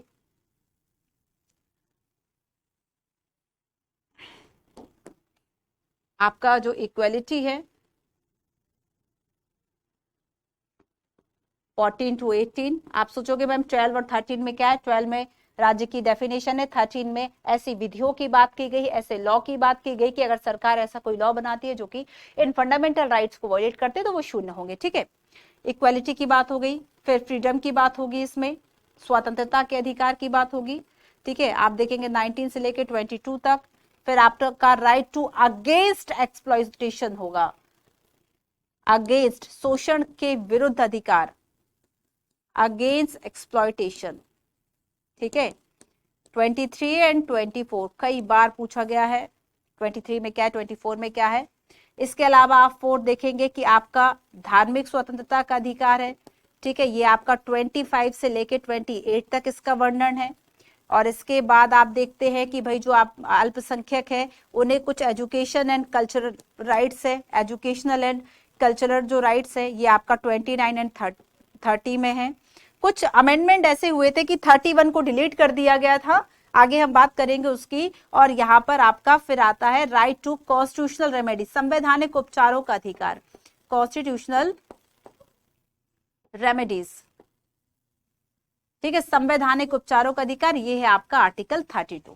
तो ये पार्ट 3 की यहाँ पर बात हो रही है। Part 3 put the promise of liberty, equality, justice mention in the preamble into effect. भाग 3 प्रस्तावना में उल्लेख जो स्वतंत्रता है, समानता है, न्याय है, इसके वादे को प्रभावी बनाता है, इसको लागू कराता है। तो क्या ये सही होगा? ये सही होगा, इक्वालिटी, फ्रीडम, एक्सप्लॉइटेशन है ना, against and education, definitely first सही है। भाग 3 को 6 व्यापक भागों में विभाजित किया गया। Part 3 is divided into 6 broad part, definitely correct statement पूछा है, so answer is option number C, ठीक है। अच्छा ये देखो बच्चों, पार्ट 3 आपका 12 से लेके 35 तक हो गया। आप देखोगे ये आपको शब्दतः वर्ड टू वर्ड याद करने हैं, बहुत ज्यादा इंपॉर्टेंट है, ठीक है। इसके अलावा कुछ और बातें जो आगे बताऊंगी। Consider the following statement regarding freedom of speech and expression. आपके राइट टू फ्रीडम की बात हो रही है, और राइट टू फ्रीडम में आपके एक्सप्रेशन की बात हो रही है, आपकी अभिव्यक्ति की बात हो रही है, आपकी वाक स्वतंत्रता की बात हो रही है, ठीक है। वाक और अभिव्यक्ति की स्वतंत्रता, क्या पूछा है यहाँ पर? वाक और अभिव्यक्ति, बोलने की और खुद को अभिव्यक्त आप अपने किसी भी तरीके से, बहुत सारे तरीके हो सकते हैं, लिखकर, बोलकर, डांस करके। One is the free to criticise the government and incite people to rebel against the government. आप क्या कर सकते हैं? सरकार की आलोचना का अधिकार है, और लोगों को सरकार के खिलाफ विद्रोह के लिए उकसाने के लिए आप स्वतंत्र हो। आप सोचो कि अगर लोग ऐसा अगर ये अधिकार दिया जाता तब हमारी व्यवस्था कितनी सही हो पाती। फर्स्ट इज रॉन्ग, सेकंड देखो, ground of the defamation is one of the reasonable restrictions that can be imposed by the state.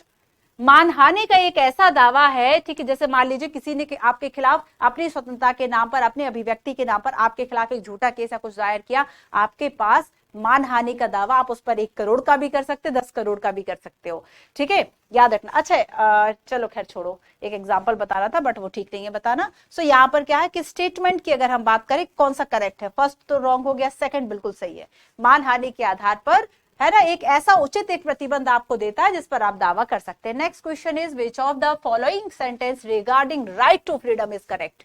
संविधान कहता है कि किसी भी व्यक्ति को किसी भी परिस्थिति में उसके जीवन या व्यक्तिगत स्वतंत्रता से वंचित नहीं किया जाएगा।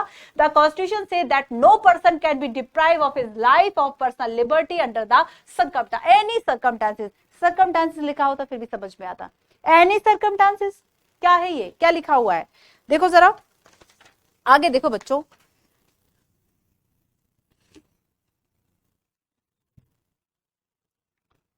अच्छा ये देखो,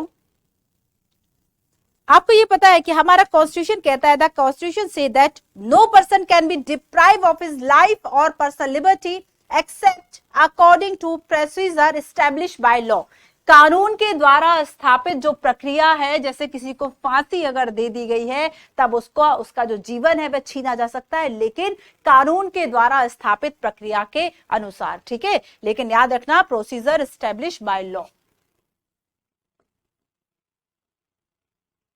प्रोसीजर एस्टैब्लिश्ड बाय लॉ, कानून के निर्धारण, कानून के अनुसार जो प्रक्रिया है उसके अनुसार किसी व्यक्ति को उसके जीवन से, उसकी व्यक्तिगत स्वतंत्रता से वंचित किया जा सकता है, ठीक है। First wrong, a person who is arrested and detain shall be produced before the nearest magistrate with in a period of 12 hour of arrest. किसी व्यक्ति को अगर गिरफ्तार किया गया तो उसे 12 घंटे की अवधि के अंदर, 12 घंटे की अवधि है, 24 घंटे के अंदर अवधि है, 21 दिन के अंतर्गत, तो 24 आ रही है, 12 घंटे नहीं है, ठीक है। तो यहां पर क्या पूछा, करेक्ट पूछा है, सो नन ऑफ द अबव हो गया। फर्स्ट आपसे कहता है प्रोसीजर, जो कानून के द्वारा जो स्थापित प्रक्रिया उससे ही वंचित किया जाएगा। फॉर एग्जाम्पल कोर्ट जो है वह आपको मृत्यु दंड दे सकती है, आपका जीवन छीन सकती है, आपको फांसी दे सकती है अगर आपने कोई ऐसा क्राइम किया है जिसके लिए आपको इससे कम सजा नहीं दी जा सकती। तो यहाँ पर ठीक है, ये बात बिल्कुल सही है कि that no person can kill unless the court has ordered a death sentence. अगर डेथ सेंटेंस दिया है तो आपको जो है जीवन आपका छीना जा सकता है, ठीक है। लेकिन यहाँ पर अगर किसी को अरेस्ट किया गया तब डेफिनेटली उसके पास क्या क्या अधिकार है, उसको वकील चुनने का अधिकार है, लेकिन 24 घंटे में पेश किया जाएगा, 12 घंटे नहीं। 12 घंटे तो पता चला उसको ढूंढने में लग गए। चलो आगे देखो, नेक्स्ट है consider the following statement regarding right to constitutional remedies. अब बच्चों अब हम बात कर रहे हैं संवैधानिक उपचारों के अधिकार की, ठीक है। पढ़ो जरा, तब तक मैं हिंदी का वर्ड लिख दूं। संवैधानिक उपचार, कॉन्स्टिट्यूशनल रेमेडीज मतलब, आई होप बच्चों आप सभी की पढ़ाई अच्छी चल रही होगी, है ना। तो जो अभी तक पढ़ा है उसको आपने प्रॉपर अगर नोट नहीं किया है तो आप आज से जो क्लास देख रहे हैं वहां से नोट कर सकते हैं, या फिर बैक जाके सारी क्लासेस को रिकॉर्ड करो, पढ़ते रहो, ठीक है। जो यहाँ से पढ़ चुके हो जिस टॉपिक को, जैसे फंडामेंटल राइट को कई बार पढ़ा दिया, जाके स्टैंडर्ड बुक से एक बार उसको ठीक तरीके से पढ़ लो, उसके एमसीक्यूज लगा लो, याद कर लो, बार बार सुबह उठ के रटो, सारी प्रॉब्लम्स दूर होंगी। Fundamental rights are guarantee against the action of the legislature only. केवल विधायिका के खिलाफ ही आपको सुरक्षा प्रदान करते हैं आपके जो फंडामेंटल राइट है।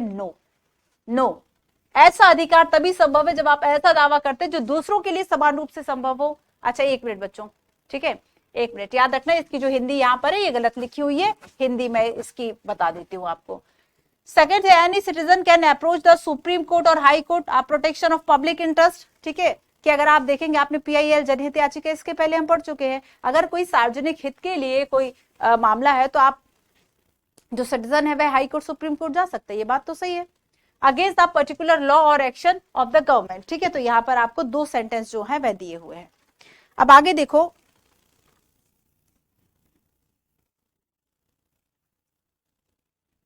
आपको ये याद रखना है बच्चों, करेक्ट स्टेटमेंट में क्या होगा कि फर्स्ट जो है वह आपका रॉन्ग है।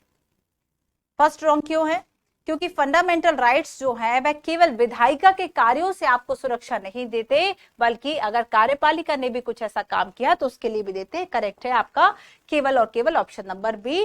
ठीक है, कि किसी विशेष कानून या सरकार की कार्रवाई के लिए सार्वजनिक हित की सुरक्षा के लिए सुप्रीम कोर्ट या हाई कोर्ट जो है वह डायरेक्ट डेफिनेटली जाया जा सकता है। फॉर एग्जाम्पल आपका PIL, पब्लिक इंटरेस्ट लिटिगेशन, और जो पहली याचिका थी वो PN भगवती के द्वारा, जिसमें कि 40,000 से ज्यादा ऐसे कैदी जो कि विचाराधीन थे, और अगर इन्हें सजा भी होती ना तो उससे ज्यादा जो सजा उन्हें मिलती ना उससे ज्यादा ऑलरेडी ये विचाराधीन में काट चुके थे, इनको छुड़वाया गया था। ठीक है, चलो अगला क्वेश्चन हम देखते हैं। नेक्स्ट क्वेश्चन है, consider the following statement regarding the fundamental right grant by the Indian constitution. भारतीय संविधान में जो आपको अधिकार दिए गए हैं, फर्स्ट है fundamental right granted by the constitution are only right citizen have. संविधान के द्वारा प्रदत्त मौलिक अधिकार ही केवल, देखो केवल, सभी, कुछ ऐसे शब्द होते हैं जो कि आपको आप पकड़ के यहां से जो गलती है वह निकाल सकते हो। केवल नागरिकों के अधिकार है, मतलब केवल यही अधिकार है जो नागरिकों को दिए गए हैं। मौलिक अधिकार सभी अधिकारों का सोर्स है क्या, या फिर और भी कहीं कुछ सोर्स है? Fundamental right are the source of all right. क्या होगा इसका आंसर?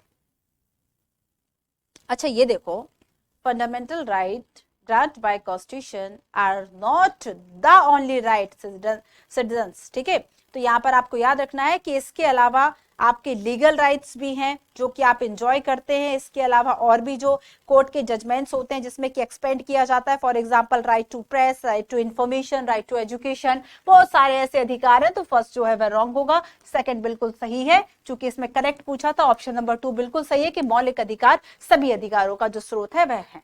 ठीक है, आप देखो नेक्स्ट क्वेश्चन है आपका।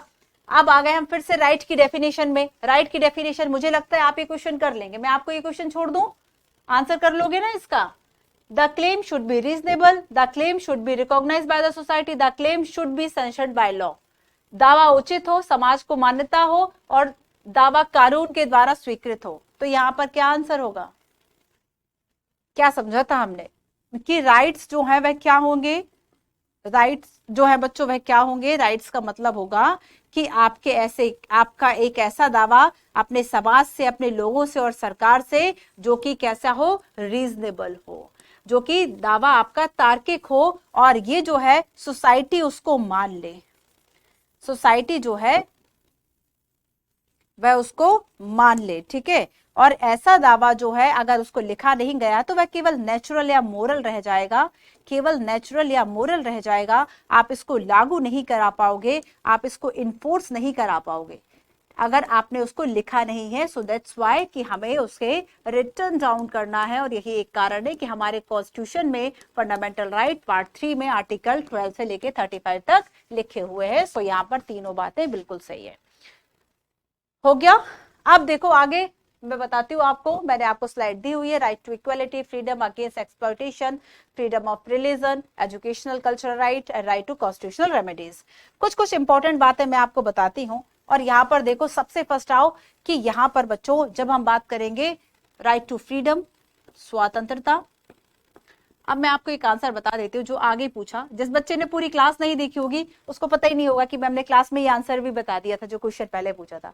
आपको पता है बच्चों कि अगर हमने समानता को पहले रखा और अगर हमने स्वतंत्रता को बाद में रखा, उसके पीछे सीधा सा कारण है कि अगर हमने समानता के लिए प्रावधान नहीं किए ना तो फिर से देश को, अभी तो हमने 200 वर्ष की गुलामी के बाद आजाद कराया था, और अभी अब क्या होगा, एक जाति का, एक कम्युनिटी का दूसरी कम्युनिटी पर जो है हावी हो जा रहा है, या फिर इतनी ज्यादा सोशल इनइक्वालिटीज थी दैट टाइम। आप देखो कि चाहे हम पुअर एंड रिच की बात कर ले, मेजोरिटी माइनॉरिटीज की बात कर ले, या फिर अगर हम इनइक्वालिटी को सोशली, जो उनके पास रिसोर्सेज अवेलेबल थे, जो उनकी एजुकेशन थी, जो उनके पास पैसा था, है ना, अगर हम इकोनॉमिकली बात करें बहुत ज्यादा प्रॉब्लम्स थी, बहुत ज्यादा। और यहाँ पर क्या है कि अगर हम समानता को पहले नहीं रखते तो स्वतंत्रता सुनिश्चित ही नहीं कर पाते, स्वतंत्रता हम सुनिश्चित नहीं कर पाते। तो जरूरी था कि पहले समानता के लिए प्रावधान करें, पहले जो प्रॉब्लम्स है उनको हटाए। देखो संविधान बहुत सोच समझ के लिखा गया। आप देखोगे समानता में वो सारी बातें की गई जो कि जरूरी होती। सबसे ज्यादा इंपॉर्टेंट बात क्या है कि सभी लोग जो है वह समान होंगे, तो ये बात सबसे पहले लिखी गई थी। राज्य क्या है, जब सभी बातें राज्य को ही प्रोवाइड, तो राज्य का क्या मतलब, ये राज्य आर्टिकल जो आपका 12 है, 12 है, उसमें कहा गया है आर्टिकल 12 में कि स्टेट का मतलब क्या होगा। ठीक है, फिर 13 में कहा गया कि ऐसे जो लॉ है जो कि फंडामेंटल राइट, पहले ये बता दिया आपको, फंडामेंटल राइट्स बताने के पहले आपको ये बता देना कि अगर कोई भी लॉ ऐसी बनता है जो कि फंडामेंटल राइट का वायलेशन करेगा, उसको वॉइड घोषित किया जा सकता है, उसको इनवैलिड करार दिया जाएगा। तो ये क्या था, ये पहले ही आपने बता दिया, उसके बाद ही आपने फंडामेंटल राइट बताया, तो इंपॉर्टेंस तो आपने पहले ही बता दिया। फिर 14 से शुरू होता है आपका इक्वालिटी, समानता की बात होती है, ठीक है, रूल ऑफ लॉ की बात होती है, कानून के शासन की बात होती है, और साथ ही इक्वल प्रोटेक्शन की बात होती है कि सभी को समान संरक्षण दिया जाएगा सभी विधियों के अंतर्गत, किसी को कम किसी को ज्यादा नहीं माना जाएगा। जो एक प्रेसिडेंट ऑफ इंडिया होगा वही एक जो उनके यहाँ काम करने वाली कर्मचारी कांताबाई है, तो यहाँ पर एक तरह से दोनों ही समान होंगे, इस देश के नागरिक है, दोनों को ही एक वोट का एक ही वैल्यू होगा। राइट टू फ्रीडम उसके बाद आता है 40, आप देखेंगे 19 से लेकर 20। 19 में आपको 6 स्वतंत्रताएं जो है वह दी हुई है, 6, यूपीएससी ने पूछा भी है 6 स्वतंत्रताएं कौन कौन सी है। अब देखो इसके बाद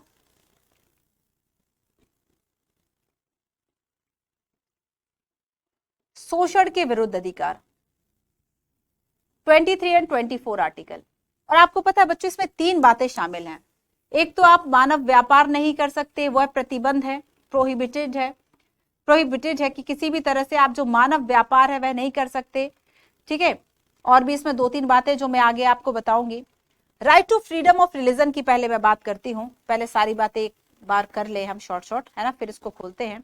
अगर हम धार्मिक स्वतंत्रता की बात करें आपको 25 से लेकर 28, मैंने आपसे एक क्वेश्चन पूछा कि जब हमने स्वतंत्रता की बात की तो right to freedom of religion हमने यही धीरे से क्यों नहीं लिख दिया किसी आर्टिकल में, हमें अलग से क्या जरूरत थी कि हम 25 से लेकर 28 तक, क्योंकि इंडिया जो है वह अपना चरित्र दर्शाना चाहता था, और प्रस्तावना में जो बात एक यूज किया गया, एक वर्ड यूज किया गया धर्मनिरपेक्ष, जिसे बाद में पंथ निरपेक्ष किया जाता है, वो जो शब्द है ना वो ये बताता था कि हमारा जो राष्ट्र है वो कोई हिंदू राष्ट्र नहीं है, उसमें जो है वह हमने किसी रिलीजन को प्राथमिकता नहीं दी, स्टेट का कोई धर्म नहीं होगा, सभी धर्मों का समान आदर समान संरक्षण होगा, हमने इस वैल्यू को अलग से दिखाना था। देखो अच्छे हो तो अच्छे दिखो भी, ऐसा ना हो कि कोई षड्यंत्र कर दे और उसके बाद आप गलत दिखने लग जाओ। तो अगर आप सही हो, समटाइम्स क्या होता है लाइफ में भी कि हो सकता है कि हम सही हो लेकिन किसी ने हमें गलत प्रूफ कर दिया और हम खुद को सही प्रूफ भी नहीं कर रहे, तो अगर आप सही हो तो सही दिखना भी जरूरी है। तो यहां पर क्या होता है कि गवर्नमेंट के द्वारा, सरकार के द्वारा, भारत के द्वारा अपना जो वो चरित्र है ना कि हमारा जो है कोई हिंदू राष्ट्र नहीं हमने घोषित किया, जबकि हमारे मेजोरिटी हो सकता है 70-80% हिंदू है, बट उसके बावजूद भी हमने क्या किया, हमने धर्मनिरपेक्ष की जो अवधारणा है उसको अपनाया। सेकुलरिज्म को हमने, हालांकि आलोचना भी होती है सेकुलरिज्म की, कैसा कैसा सेकुलरिज्म कि आप एक धर्म को दूसरे धर्म पर कहीं ना कहीं प्रायोरिटी दे देते हो। तो यहाँ पर 25 से 28 तक।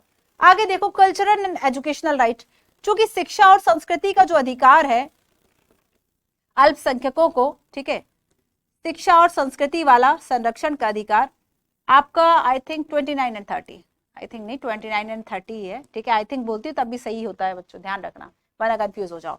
और लास्ट बचता है जिसके बिना आपको वही बात है कि सोने की एक चैन दे दी जाए और आपसे कहा कि भाई खुश रहो, तो आप उसका यूज ही कहाँ कर, आप ठीक है पहन के आपको लग सकता है कि आप लोग आपसे पूछ लेंगे कि अच्छा कब खरीदा, कितने का है, यही बस हो सकता है, लेकिन आप उसका यूज आपको करने का अधिकार थोड़ी दिया। आपको ये थोड़ी कि इससे बेच के अपने लिए और भी जो चीजें हैं वह आप ले सकते हो, आप पढ़ लो, आप अपना विकास कर लो। तो यहाँ पर क्या है कि आपको चीजें तो दे दी गई, आपको बहुत अच्छे अधिकार दिए गए, पहला अधिकार, दूसरा अधिकार, तीसरा अधिकार, चौथा, पांचवा, लेकिन इन 5 अधिकारों को लागू कराने के लिए आपको एक और ऐसा ब्रह्मास्त्र दिया जाना था, और वो था संवैधानिक उपचारों का अधिकार, जिसे डॉक्टर बी.आर. अंबेडकर के द्वारा संविधान की आत्मा कहा गया। संवैधानिक उपचारों का अधिकार, जिसमें अगर आपके ये 1 2 3 4 5 जो है इसका हनन होता है, आप डायरेक्ट हाई कोर्ट या सुप्रीम कोर्ट जो है वह जा सकते हैं। आर्टिकल 32 एंड 226 के अंतर्गत आप जो रिट है वह दायर कर सकते हैं, writ a legal order to do और नॉट टू डू समथिंग, ठीक है। तो यहाँ पर ये सारे अधिकार जो है ये हमारे संविधान में दिए गए हैं, सबको हम विस्तार से पहले भी पढ़ चुके हैं, ठीक है। तो यहाँ पर चलो सबको थोड़ा थोड़ा सा मैं बता देती हूँ। राइट, तो सबसे पहले मैं आपको 32 बता दूं, है ना, कोई परेशानी तो नहीं है। आर्टिकल 32 हम पहले पढ़ते हैं। You already know our constitution provide for 6 fundamental right. Right to constitutional remedy, संवैधानिक उपचारों का अधिकार, ये आपका है आर्टिकल 32।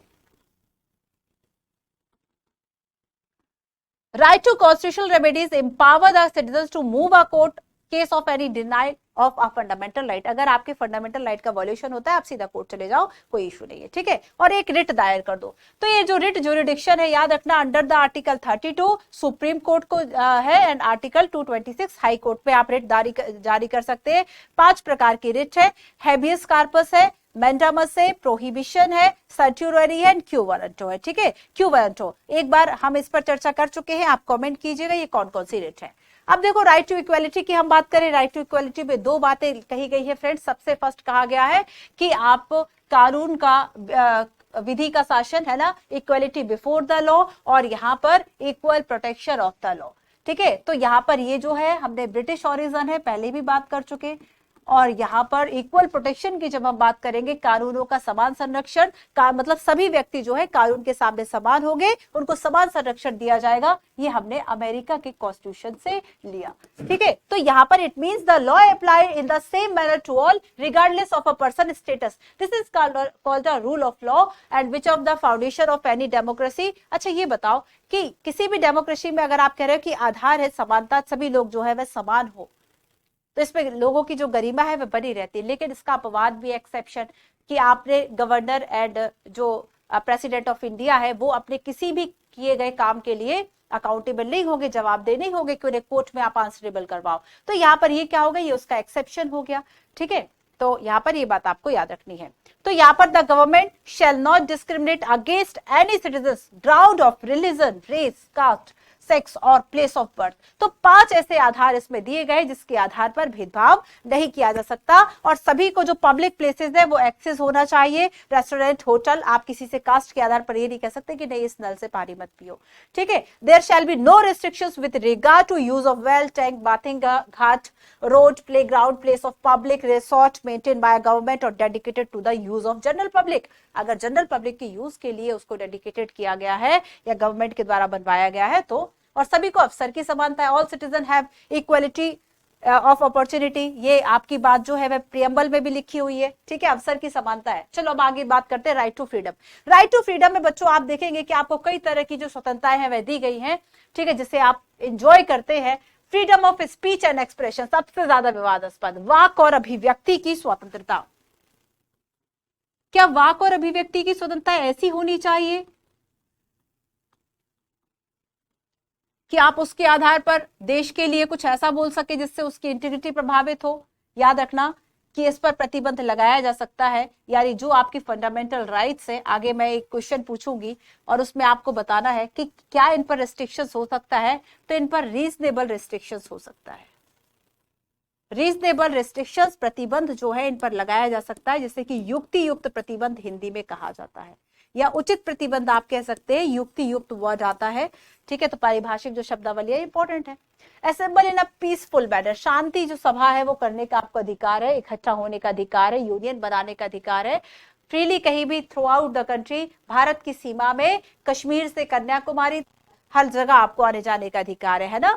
और reside in any part of country, किसी भी निवास में बसने का अधिकार है। याद रखना कि पहले यहाँ पर एक क्लॉज जुड़ा होता था कि जम्मू कश्मीर को छोड़कर, लेकिन अब जब आपका 370 जो है वह हट गया है तो 370 के बाद आप जम्मू कश्मीर में भी एक प्लॉट लेकर डाला ना।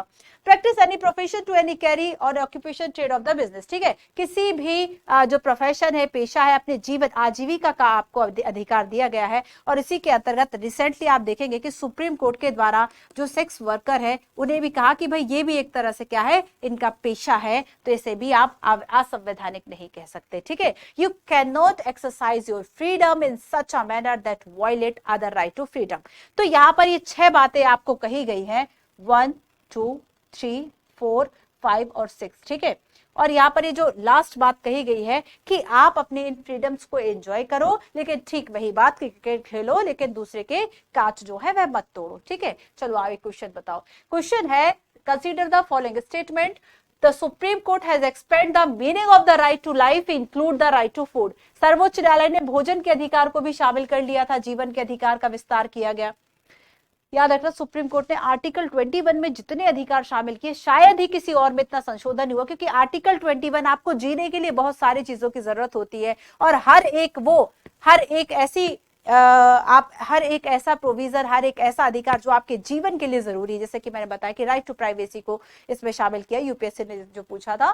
तो यहाँ पर सुप्रीम कोर्ट का ये बात जो है वह बिल्कुल सही है कि राइट टू फूड भी इसमें शामिल किया। अगर आपको खाना नहीं मिला, वही बात जो मैंने आपको बताई थी कि आप देखेंगे कि एक न्यूज जो है वह चर्चा में रहती है कि एक भिखारी जब भूख से मर जाता है, ठंड से मर जाता है, वहां के कलेक्टर का ट्रांसफर किया जाता है वहां को, उससे कि भाई उससे व्यवस्था नहीं संभालते बनी। क्यों?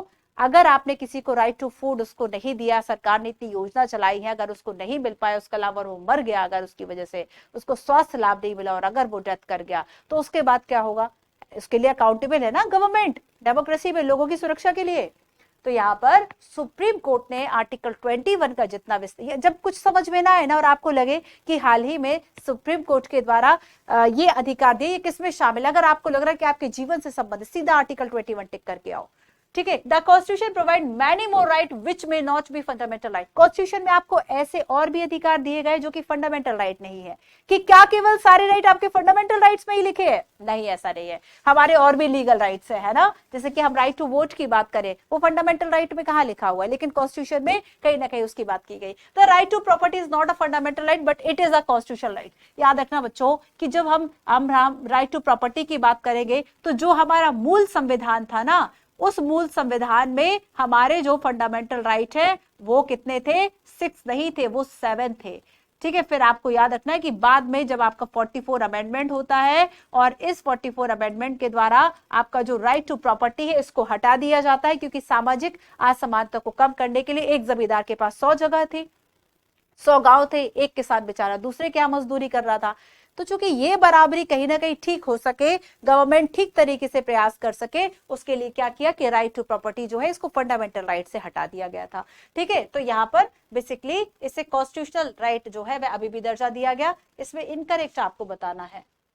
अच्छा, अब रुको।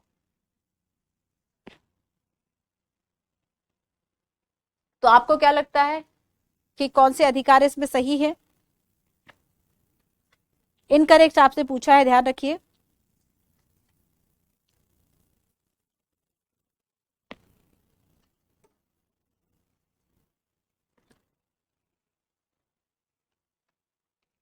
चलो अब इसका आंसर बताते रहना, आगे चलते हैं। ठीक है, आगे चलते हैं, इसका आंसर आप बताते रहना। अगर आपको लगे कि मैम ऑप्शन गलत है तो वो भी बता देना। Under the Indian constitution all citizen have to right to freedom. कौन कौन सी स्वतंत्रता के अधिकार में शामिल है? वाक अभिव्यक्ति की स्वतंत्रता, पीसफुल आपको संघ होने जुड़ने की स्वतंत्रता, यूनियन की स्वतंत्रता, every citizen shall have access to public places. Public places क्या इस पर इनकरेक्ट क्या होगा? इनकरेक्ट क्या होगा? देखो, अगर इनकरेक्ट से आंसर ना आए ना बच्चों तो इनकरेक्ट हटा देना और करेक्ट बता देना। ठीक है। सारी बातें मैं आपको बता चुकी हूँ। आपके लिए एक दो क्वेश्चन इसलिए छोड़े कि थोड़ा सा अपना दिमाग चलाओ। अब देखो, मैंने आपसे राइट टू प्रॉपर्टी, संपत्ति के अधिकार, मैं यहाँ पे 5 स्टार लगा दूं क्योंकि ये 3-4 बार पूछा गया प्रश्न है। ठीक है, याद रखना। राइट टू मैं बात कर रही हूँ आपसे राइट टू प्रॉपर्टी, संपत्ति के अधिकार की। तो संपत्ति का अधिकार जो है ये पहले आपका याद रखना फंडामेंटल राइट था। संपत्ति का अधिकार बच्चों पहले आपका फंडामेंटल राइट्स, उस वक्त 7 हुआ करते थे, लेकिन बाद में याद रखना कि आपका 44th जो अमेंडमेंट होता है कब हुआ था? 88 में हुआ था या 78 में हुआ था? 88 में हुआ था या 78 में हुआ था? ध्यान रखना, 44 अमेंडमेंट बिल्कुल सही है। आप इसका ईयर एक बार चेक कर लेना। It is made a legal right under the article 300A। इसके बाद बच्चों फंडामेंटल राइट से इसको हटा दिया और शिफ्ट अगर इसको हमने आर्टिकल 300A में कर दिया तो इसका मतलब क्या है कि ये संविधान के किसी आर्टिकल में तो लिखा है। अब संविधान के किसी आर्टिकल में लिखा है तो हमने कह दिया भाई कि ये जो है वह हमारा कॉन्स्टिट्यूशनल राइट है, ये हमारा कॉन्स्टिट्यूशनल राइट है। ठीक है, ये बात बिल्कुल सही है बच्चों, ये बात बिल्कुल सही है कि हमारा कॉन्स्टिट्यूशनल राइट। आप मुझे बताएंगे इसका आंसर क्या होगा? राइट टू अगेंस्ट एक्सप्लॉयटेशन में 3 बातें शामिल है कि आप जो है ह्यूमन बीइंग का ट्रैफिकिंग नहीं कर सकते, फोर्स लेबर जो है बेकार श्रम नहीं करवा सकते, और एक ऐसा बच्चा जो कि 14 साल से कम है, ठीक है, या 14 साल का जो बच्चा है, आप उसको किसी हार्मफुल वर्क में नहीं लगा सकते। आपने पेंसिल पोर्टल सुना है? मैंने पहले भी आपको बताया था, हम चर्चा कर चुके हैं इस पेंसिल पोर्टल की, वहां पर मैंने आपको ये काफी अच्छे से समझाया था। तो आपका राइट टू अगेंस्ट एक्सप्लॉयटेशन में क्या क्या शामिल है? अच्छा, याद रखना बच्चों कि जब आप देखोगे ट्रैफिकिंग इन ह्यूमन बीइंग, तो वर्ल्ड सिनारियो अगर हम देखें तो all over the world human trafficking में 71% जो है वह विक्टिम वुमेन्स है। 71% जो है वह महिलाओं की तस्करी एक तरह से कहे वह की जाती है, ठीक है। और फोर्स लेबर देखो, बधुआ मजदूर या जबरदस्त श्रम कराना, बिना पैसा दिए श्रम कराना, ये भी प्रोहिबिटेड है, ठीक है। और साथ में ऐसा बच्चा जो कि 14 साल का है अलाइव या पर 14 साल से कम का है, उसको किसी भी तरह का हजार्डस जो वर्क है उसमें नहीं लगा सकते। पार्लियामेंट के द्वारा एक एक्ट लाया गया और इस एक्ट में ये कहा गया चाइल्ड लेबर को लेकर, जिसके लिए पेंसिल पोर्टल बनाया गया मॉनिटरिंग को, कहा गया कि 14 से लेके 18 ईयर तक का, ठीक है। आप देखेंगे कि इसमें एक particular year, I think 14 year ही है, बच्चों देख लीजिएगा एक बार, ठीक है। इसको पढ़ लेना, लास्ट मैंने आपको पढ़ाया है, इसलिए यहाँ पे इसकी बात नहीं कर रही हूँ। अब हम आते हैं फ्रीडम ऑफ रिलीजन पे। आपको अपने धर्म को मानने की, अंतःकरण से मानने की, उसकी प्रैक्टिस करने की, है ना, प्रोपेगेट करने की, प्रचार करने की स्वतंत्रता है। और यहाँ पर याद रखना, आपको रिसेंटली आप देखोगे कि एक हिंदू में आर्टिकल्स काफी बार आता रहा कि धर्म आप अपने मन से बदल लो, वो कोई प्रॉब्लम नहीं है, आपको किसी धर्म को मानने, और यूपीएससी पूछता है कि आपको किसी धर्म को मानने या फिर किसी धर्म को ना मानने की भी स्वतंत्रता है। वो बात बिल्कुल सही है, आप किसी धर्म को नहीं भी मान सकते हो, आप किसी धर्म को बदल भी सकते हो, लेकिन अगर किसी गलत तरीके से डरा धमका कर अगर धर्म परिवर्तन कराया जाता है तो वो अपराध है, ठीक है, वो अपराध है। चलो, या फिर आपका जो धर्म है, ठीक है, धर्म पर भी जो प्रोहिबिशन है वह लगा सकते हैं। कब? अगर वो आपके हेल्थ के लिए खिलाफ है, ठीक है, अगर वह हेल्थ के लिए इशू बनती है, वह नैतिकता के लिए इशू बनती है, आपकी जो प्रॉब्लम, आपके जो धर्म के प्रचार, जैसे आप देवदासी प्रथा की बात सुनो, क्या देवदासी प्रथा की अगर हम बात करें, क्या वह सोशली एंड मोरली सही थी? देवदासी कैन नॉट सेक्रीफाइस एनिमल और ह्यूमन बीइंग। अगर आप कहो कि भाई हमें मानव बलि देना हमारा धर्म कहता है, तो क्या सरकार रोकेगी? नहीं, कहेगी नहीं नहीं आप अपने चौराहे पर बलि दो।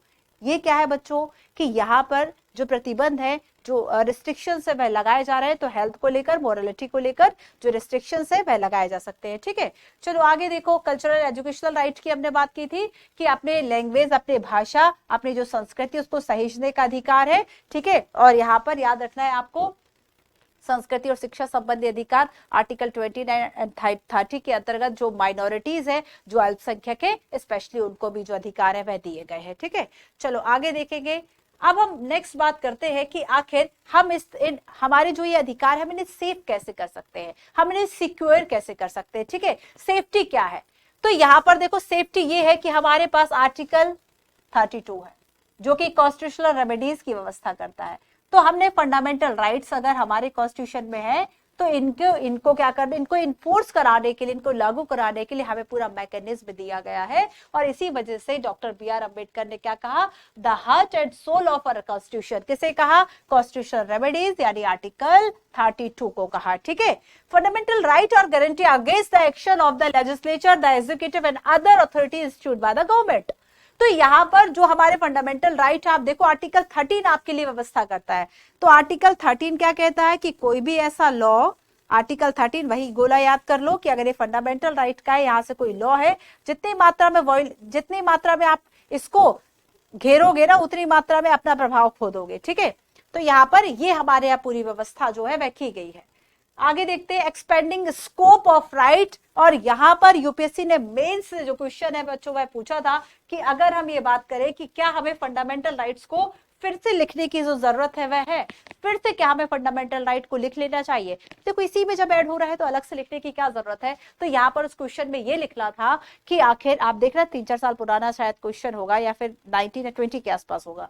तो उसमें क्या है कि आप देखोगे कि अब पहले जो है हमें उन सब चीज, जैसे हमें पहले इंटरनेट का अधिकार की जरूरत नहीं थी, लेकिन अब हमें राइट टू इंटरनेट है, जो वो हमें fundamental right as a human right, उसको यूएन ने भी कंसीडर किया बिकॉज ऑफ कि अब आपकी एजुकेशन जो है वह अगर इंटरनेट से हो रही है, तो अगर आपको फेल कराना है, आपके घर का नेट बंद करा दिया जाए, इंटरनेट बंद करा दिया जाए। अब जब ऑनलाइन बिजनेस हो रहा है तो आपका बिजनेस सीधा इंटरनेट से जुड़ा है, नहीं जुड़ा, आपका नेट नहीं आएगा, आप कैसे ऑनलाइन सामान बेचोगे? तो यहाँ पर क्या है कि अब जब आप देखोगे कि लोग वर्क फ्रॉम होम कर रहे हैं, बड़े बड़े जो कॉर्पोरेट हाउस है, एजुकेशन है, सभी चीजें जब डेवलप हो गई है, इस चीज को लेकर एक पूरा जो ऑनलाइन एक मार्केट बन गया है, अगर आप इसे ठप करना, आप इंटरनेट रोक दो, सारी सेवाएं बंद हो जाएंगी।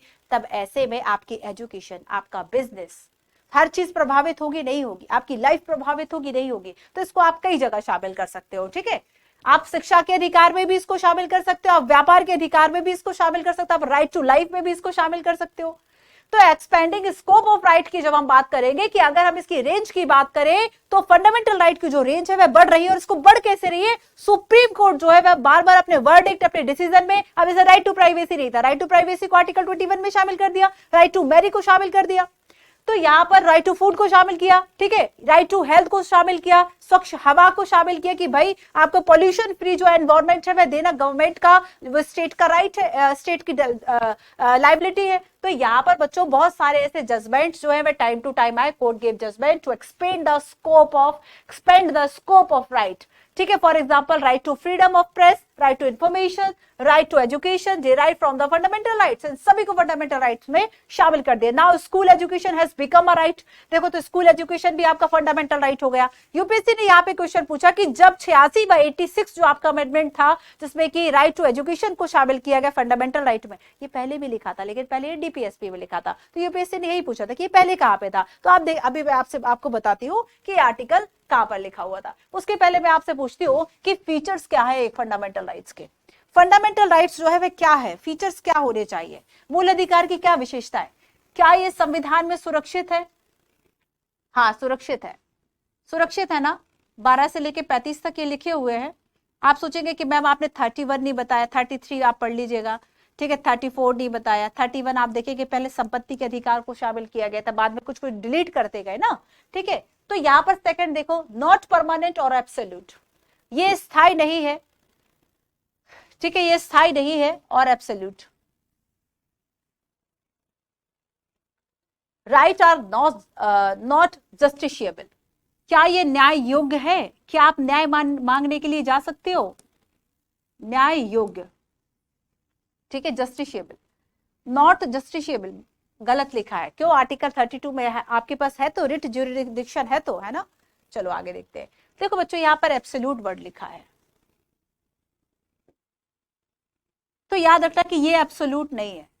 एब्सोल्यूट क्यों नहीं है, निश्चित नहीं है, ठीक है, निश्चित इसलिए नहीं है बच्चों क्योंकि अगर आप ये देखोगे नॉट एब्सोल्यूट होना चाहिए, क्योंकि एब्सोल्यूट लिखा है तो ये गलत हो जाएगा। तो यहाँ पर अगर आपको सही बताना है तो केवल 1 ही सही है, लेकिन सेकंड और थर्ड जो है वह गलत हो गया, क्योंकि इस पर आप कहेंगे कि रीजनेबल जो रिस्ट्रिक्शंस है वह लगाए जा सकते हैं, ठीक है। फॉर एग्जाम्पल आपकी जो फ्रीडम ऑफ स्पीच है, जो एक्सप्रेशन है, उस पर आप देखेंगे कि आप जो पब्लिक आप देखो कि सार्वजनिक जो मुद्दे हैं, ठीक है, उसको लेकर आप लगा सकते हो। पब्लिक लॉ एंड ऑर्डर अगर बिगड़ सकता है तो आप रिस्ट्रिक्शंस लगा देते हो।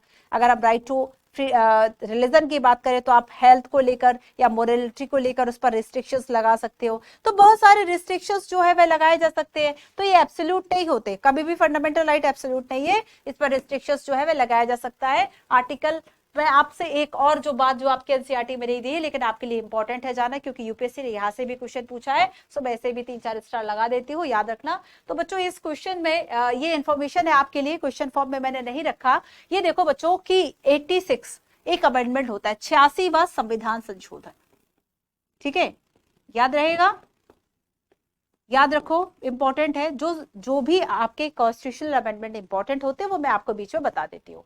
तो 86वां संविधान संशोधन होता है बच्चों 2002 में, और जानते हो इसमें क्या किया गया था, इसमें जो शिक्षा का अधिकार है ना, राइट टू एजुकेशन, इसको, ये पहले था डीपीएसपी का पार्ट था, जो आपके राज्य के नीति के निदेशक तत्व है, जो पार्ट 4 है, उसमें एक जगह लिखा हुआ था।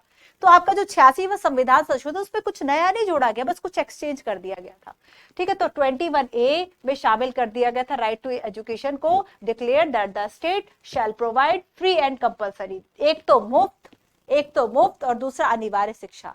याद रखना, फ्री एंड कंपलसरी, मुफ्त और अनिवार्य। अगर प्रश्न आता है कि केवल मुफ्त या फिर केवल अनिवार्य, गलत हो जाएगा, 2 वर्ड है, free and compulsory for all children age of 6 to 14 year, ठीक है। तो यहाँ पर एक तो ये है कि 6 to 14 ईयर है, अगर प्लस हो जाए 6 to 18 ईयर, गलत हो गया, 6 to 18 नहीं है, 6 to 14 जो किशोर है वहां तक, ठीक है।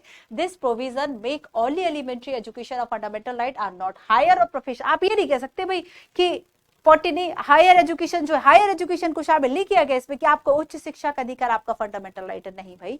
आपका जो आप देखोगे 14 ईयर जो आपकी प्राथमिक शिक्षा का अधिकार है, ऐसा करना राज्य का कर्तव्य है कि वह 6 से लेकर 14 साल तक के जो बच्चे हैं, 6 साल तक के बच्चों के लिए कुछ प्रावधान है क्या? हाँ है, ठीक है, उसके लिए भी प्रावधान है, शिक्षा का प्रावधान नहीं है, अभिभावकों के संरक्षण का प्रावधान है।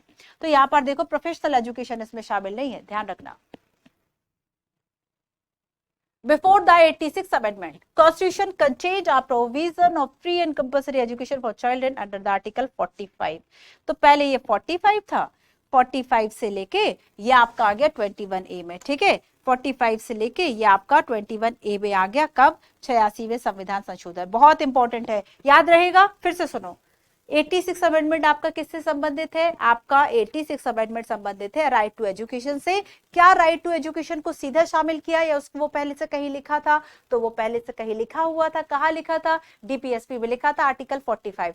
तो 86वां संविधान संशोधन में कुछ नया शामिल नहीं किया, उसकी जो जहां हमने ज्यादा इंपॉर्टेंट जगह उसको लिख दिया, तो हमने उसको उठाया 45 से, हमने उसको रख दिया 21A में। तो राइट टू एजुकेशन अगर हम मूल रूप से कहें तो मूल संविधान में हमारा फंडामेंटल राइट नहीं था, लेकिन फिर हो गया हमारा 2002 के बाद से।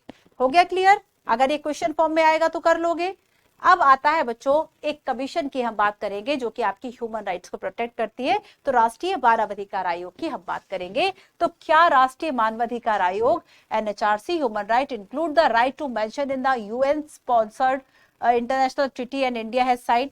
ठीक है, तो क्या यहाँ पर अगर वो सभी मानवाधिकार जो यूएन ने कहे हैं उन सभी का इंडिया सिग्नेटरी है? NHRC can not itself punish the guilty. तो यहाँ पर आपको बताना है कौन सा स्टेटमेंट जो है इनकरेक्ट है। एनएचआरसी के बारे में मैं एक आध बार आपको और बता दूंगी, ठीक है। चलो बेगार के बारे में एक बार बताओ। कुछ क्वेश्चंस मैंने आपको छोड़े हैं, देख लेना, बहुत इजी क्वेश्चंस है, उसमें केवल एक ही वर्ड इधर उधर होगा। राइट अगेंस्ट एक्सप्लॉइटेशन, शोषण के विरुद्ध अधिकार के बारे में क्या करेक्ट है? बेगार is a practice where the worker is forced to render service to master free of charge. ठीक है, एक तरह से मालिक के लिए बेगार कराया जा रहा, कोई पैसा नहीं दिया जा रहा। Child labour is not prohibited in harmless work. याद रखना, हानि रहित लिखा है हार्मलेस, जिसमें हार्मलेस नहीं है। छोटू जो है चाय की दुकान पे आपको चाय दे रहा है तो वो हार्मलेस नहीं, वहां पर आप 14 ईयर तक का जो बच्चा है वह रख सकते हो। ठीक है, तो यहाँ पर चाइल्ड लेबर जो है वह हार्मलेस में प्रतिबंधित है, या फिर वह अपने माँ बाप के साथ अपने खेतों में काम करा सकता है। अगर यहाँ पर डेंजरस वर्ड लिखा होता तब तो गलत हो जाता। तो यहाँ पर ये बात भी सही है, ये बात भी सही है, आपको करेक्ट बताएगा। सो बोथ 1 और 2। नेक्स्ट, अब देखो फिर से एक कमीशन की बात हो रही है, national human right commission NHRC। कब स्टैब्लिश हुआ ये? पढ़ो जरा इसके बारे में, 3 स्टेटमेंट आपको दिए हुए हैं। It is a statutory commission which was set up in 1993। देखो बच्चों, एक हम बात समझ लेते हैं कि ये जो है वह एक इंडिपेंडेंट कमीशन है। ठीक है, 1991 यहाँ पर लिखा हुआ है, ये 1993 में इंडिपेंडेंट है, नो डाउट, बट 1993 है, 1991 नहीं। कमीशन इज इंडिपेंडेंट, बिल्कुल सही। Commission is appointed by the chief justice of India. क्या चीफ जस्टिस ऑफ इंडिया के द्वारा ये होगा? आपको इसमें बताना है करेक्ट कौन सा है। करेक्ट कौन सा है? तो ओनली 2 करेक्ट है, तीसरा जो है वह रॉन्ग होगा, क्योंकि यहाँ पर प्रेसिडेंट ऑफ इंडिया के द्वारा। ठीक है, आपको याद रखना है कमीशन जो है अपॉइंट किया जाएगा प्रेसिडेंट के द्वारा, जो कि रिटायर्ड जजेस है, ऑफिसर्स है, ठीक है, इन सभी को इसमें शामिल किया जाएगा। और बेसिकली ये काम करेगा किसके लिए? ह्यूमन राइट्स को प्रोटेक्ट करने के लिए। क्लियर?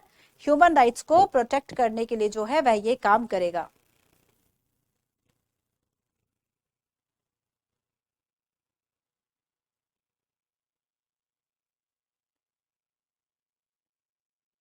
ठीक है, चलो, तो आज की क्लास में आपने काफी कुछ पढ़ा।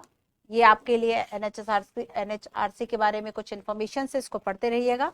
तो आज की क्लास में हमने बहुत कुछ जाना, अच्छा चैप्टर था आज का, है ना, डेमोक्रेटिक राइट। और इस तरह से आपकी ये वाली जो कॉपी है, ये वाली जो आपकी बुक है, ये भी हमारी कंप्लीट हो गई। अब हम शुरू करेंगे कल से आपका क्लास 10th। क्लास 10th जो है वह कल से शुरू होगा। ठीक है, आपका 6, 7, 8, 9, 10। अच्छा, आपको सॉरी, ये 8 है और ये 9 है। 8 और 9 का आपको रिवीजन क्लासेस में आपको लाइव दूंगी, डोंट वरी। आपका अब अगला यही प्रश्न होगा कि मैम इसका रिवीजन नहीं करवाया। इसका रिवीजन क्लास में आपको जल्दी ही दूंगी, लेकिन अभी फिलहाल हम 10th को शुरू कर लेते हैं। हो सकेगा फिर अब 10th के बाद से एक एक दिन जो है वे तीनों की रिवीजन क्लास रख ले, ठीक है। फिर उसके बाद 11th 12th ये हमारी कंप्लीट हो जाएगी, फिर हम हिस्ट्री या ज्योग्राफी को शुरू करेंगे। आज की क्लास में हमने देखा कि एक अधिकारों के बिना जीवन जीना ठीक वैसे ही होता है जैसे सऊदी अरब में, कोसोवा में एंड गुआंतानामो जेल में हो रहा था, ठीक है। और वही आगे हमने बात की कि एक लोकतांत्रिक सरकार में केवल चुना जाना जरूरी नहीं है, संस्थाओं का होना जरूरी नहीं है, बल्कि लोगों के पास ऐसे अधिकार भी होना चाहिए।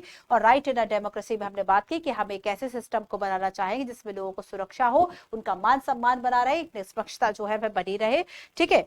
जो कॉन्सेप्ट ऐसे होंगे ना आपको लगा कि मैं मिस हो गई या और भी बताना चाहिए, तो वो सब हम रिवीजन में यूज करेंगे। रिवीजन के लिए कुछ ऐसे सिलेक्टेड क्वेश्चंस होंगे जिसमें पूरा चैप्टर जो है वह हम कवर कर पाएंगे, ठीक है। अधिकार जो है वह क्या है, तो एक ऐसे दावे हैं जो कि आपके लिए भी अवेलेबल है, दूसरे के लिए भी अवेलेबल है, जो कि तार्किक भी है, समाज के द्वारा स्वीकृत भी है और जिन्हें लिख भी लिया गया है, ठीक है, कॉन्स्टिट्यूशन में लिख भी लिया गया है। तो इस तरह से अधिकार जो है वह क्या है, अधिकार एक रीजनेबल क्लेम से, right are reasonable claim of person recognised by society and sanctioned by the law, ताकि इसको हम इन्फोर्स करा सके। और इसकी जो डेफिनेशन है, इसकी जो अवधारणा है वह बदलती रहती है, ठीक है। So what is right, why do we need right in a democracy, right in the Indian constitution, इन सबको हम समझ चुके हैं, ठीक है। राइट इन अ डेमोक्रेसी हमने देख लिया कि भाई 3 क्वालिटीज जो है वह आपकी होना चाहिए। भाई पढ़ते भी हो पीडीएफ की, पीडीएफ से चिल्लाते ही हो, पढ़ भी लिया करो एक बार अच्छे से, पीडीएफ को जोर जोर से पढ़ा करो घर में बैठ के, ठीक है, कोई आसपास ना हो तब। तो यहाँ पर ये आपका पार्ट 3 में आर्टिकल 12 से लेके 35 तक है, इन सभी बातों को हमने समझा। पहले राइट टू प्रॉपर्टी भी था, बट अब राइट टू प्रॉपर्टी आपका कॉन्स्टिट्यूशनल है और 300 ए में लिखा हुआ है, 300 300 ए में लिखा हुआ है, यूपीएससी ने पूछा हुआ क्वेश्चन है, ठीक है। तो यहाँ पर हमने इन अधिकारों की बात कर ली, इन अधिकारों को हमने समझ भी लिया, इंपॉर्टेंट क्या था, फ्रीडम की भी बात कर ली, काफी सारे हमने क्वेश्चंस देखे। चलिए सो दोस्तों मिलते हैं अब हम अपनी नेक्स्ट क्लास में, जिसमें कि हम बात करेंगे क्लास 10 की, ठीक है। सो आपका 6, 7, 8 एंड 9 जो है वह कंप्लीट हो चुका है। 8 और 9 का जो रिवीजन क्लास है वो मैं आपको बीच में प्रोवाइड करूंगी, ठीक है। चलिए so thank you so much. Class अच्छी लगे तो लाइक कीजिए, शेयर कीजिए, कमेंट भी कीजिए, ताकि आपके जो कमेंट्स हैं हमें मोटिवेट करते रहे। आपको क्लास कैसी लगती है, बीच पे अगर आप चाहते हैं कि मैम और भी कुछ इसमें सुधार हो सकता है, तो आपकी वो सभी रिकमेंडेशंस हमारे लिए काफी इंपॉर्टेंट है। चलिए मिलते हैं कल की क्लास में। Thank you so much.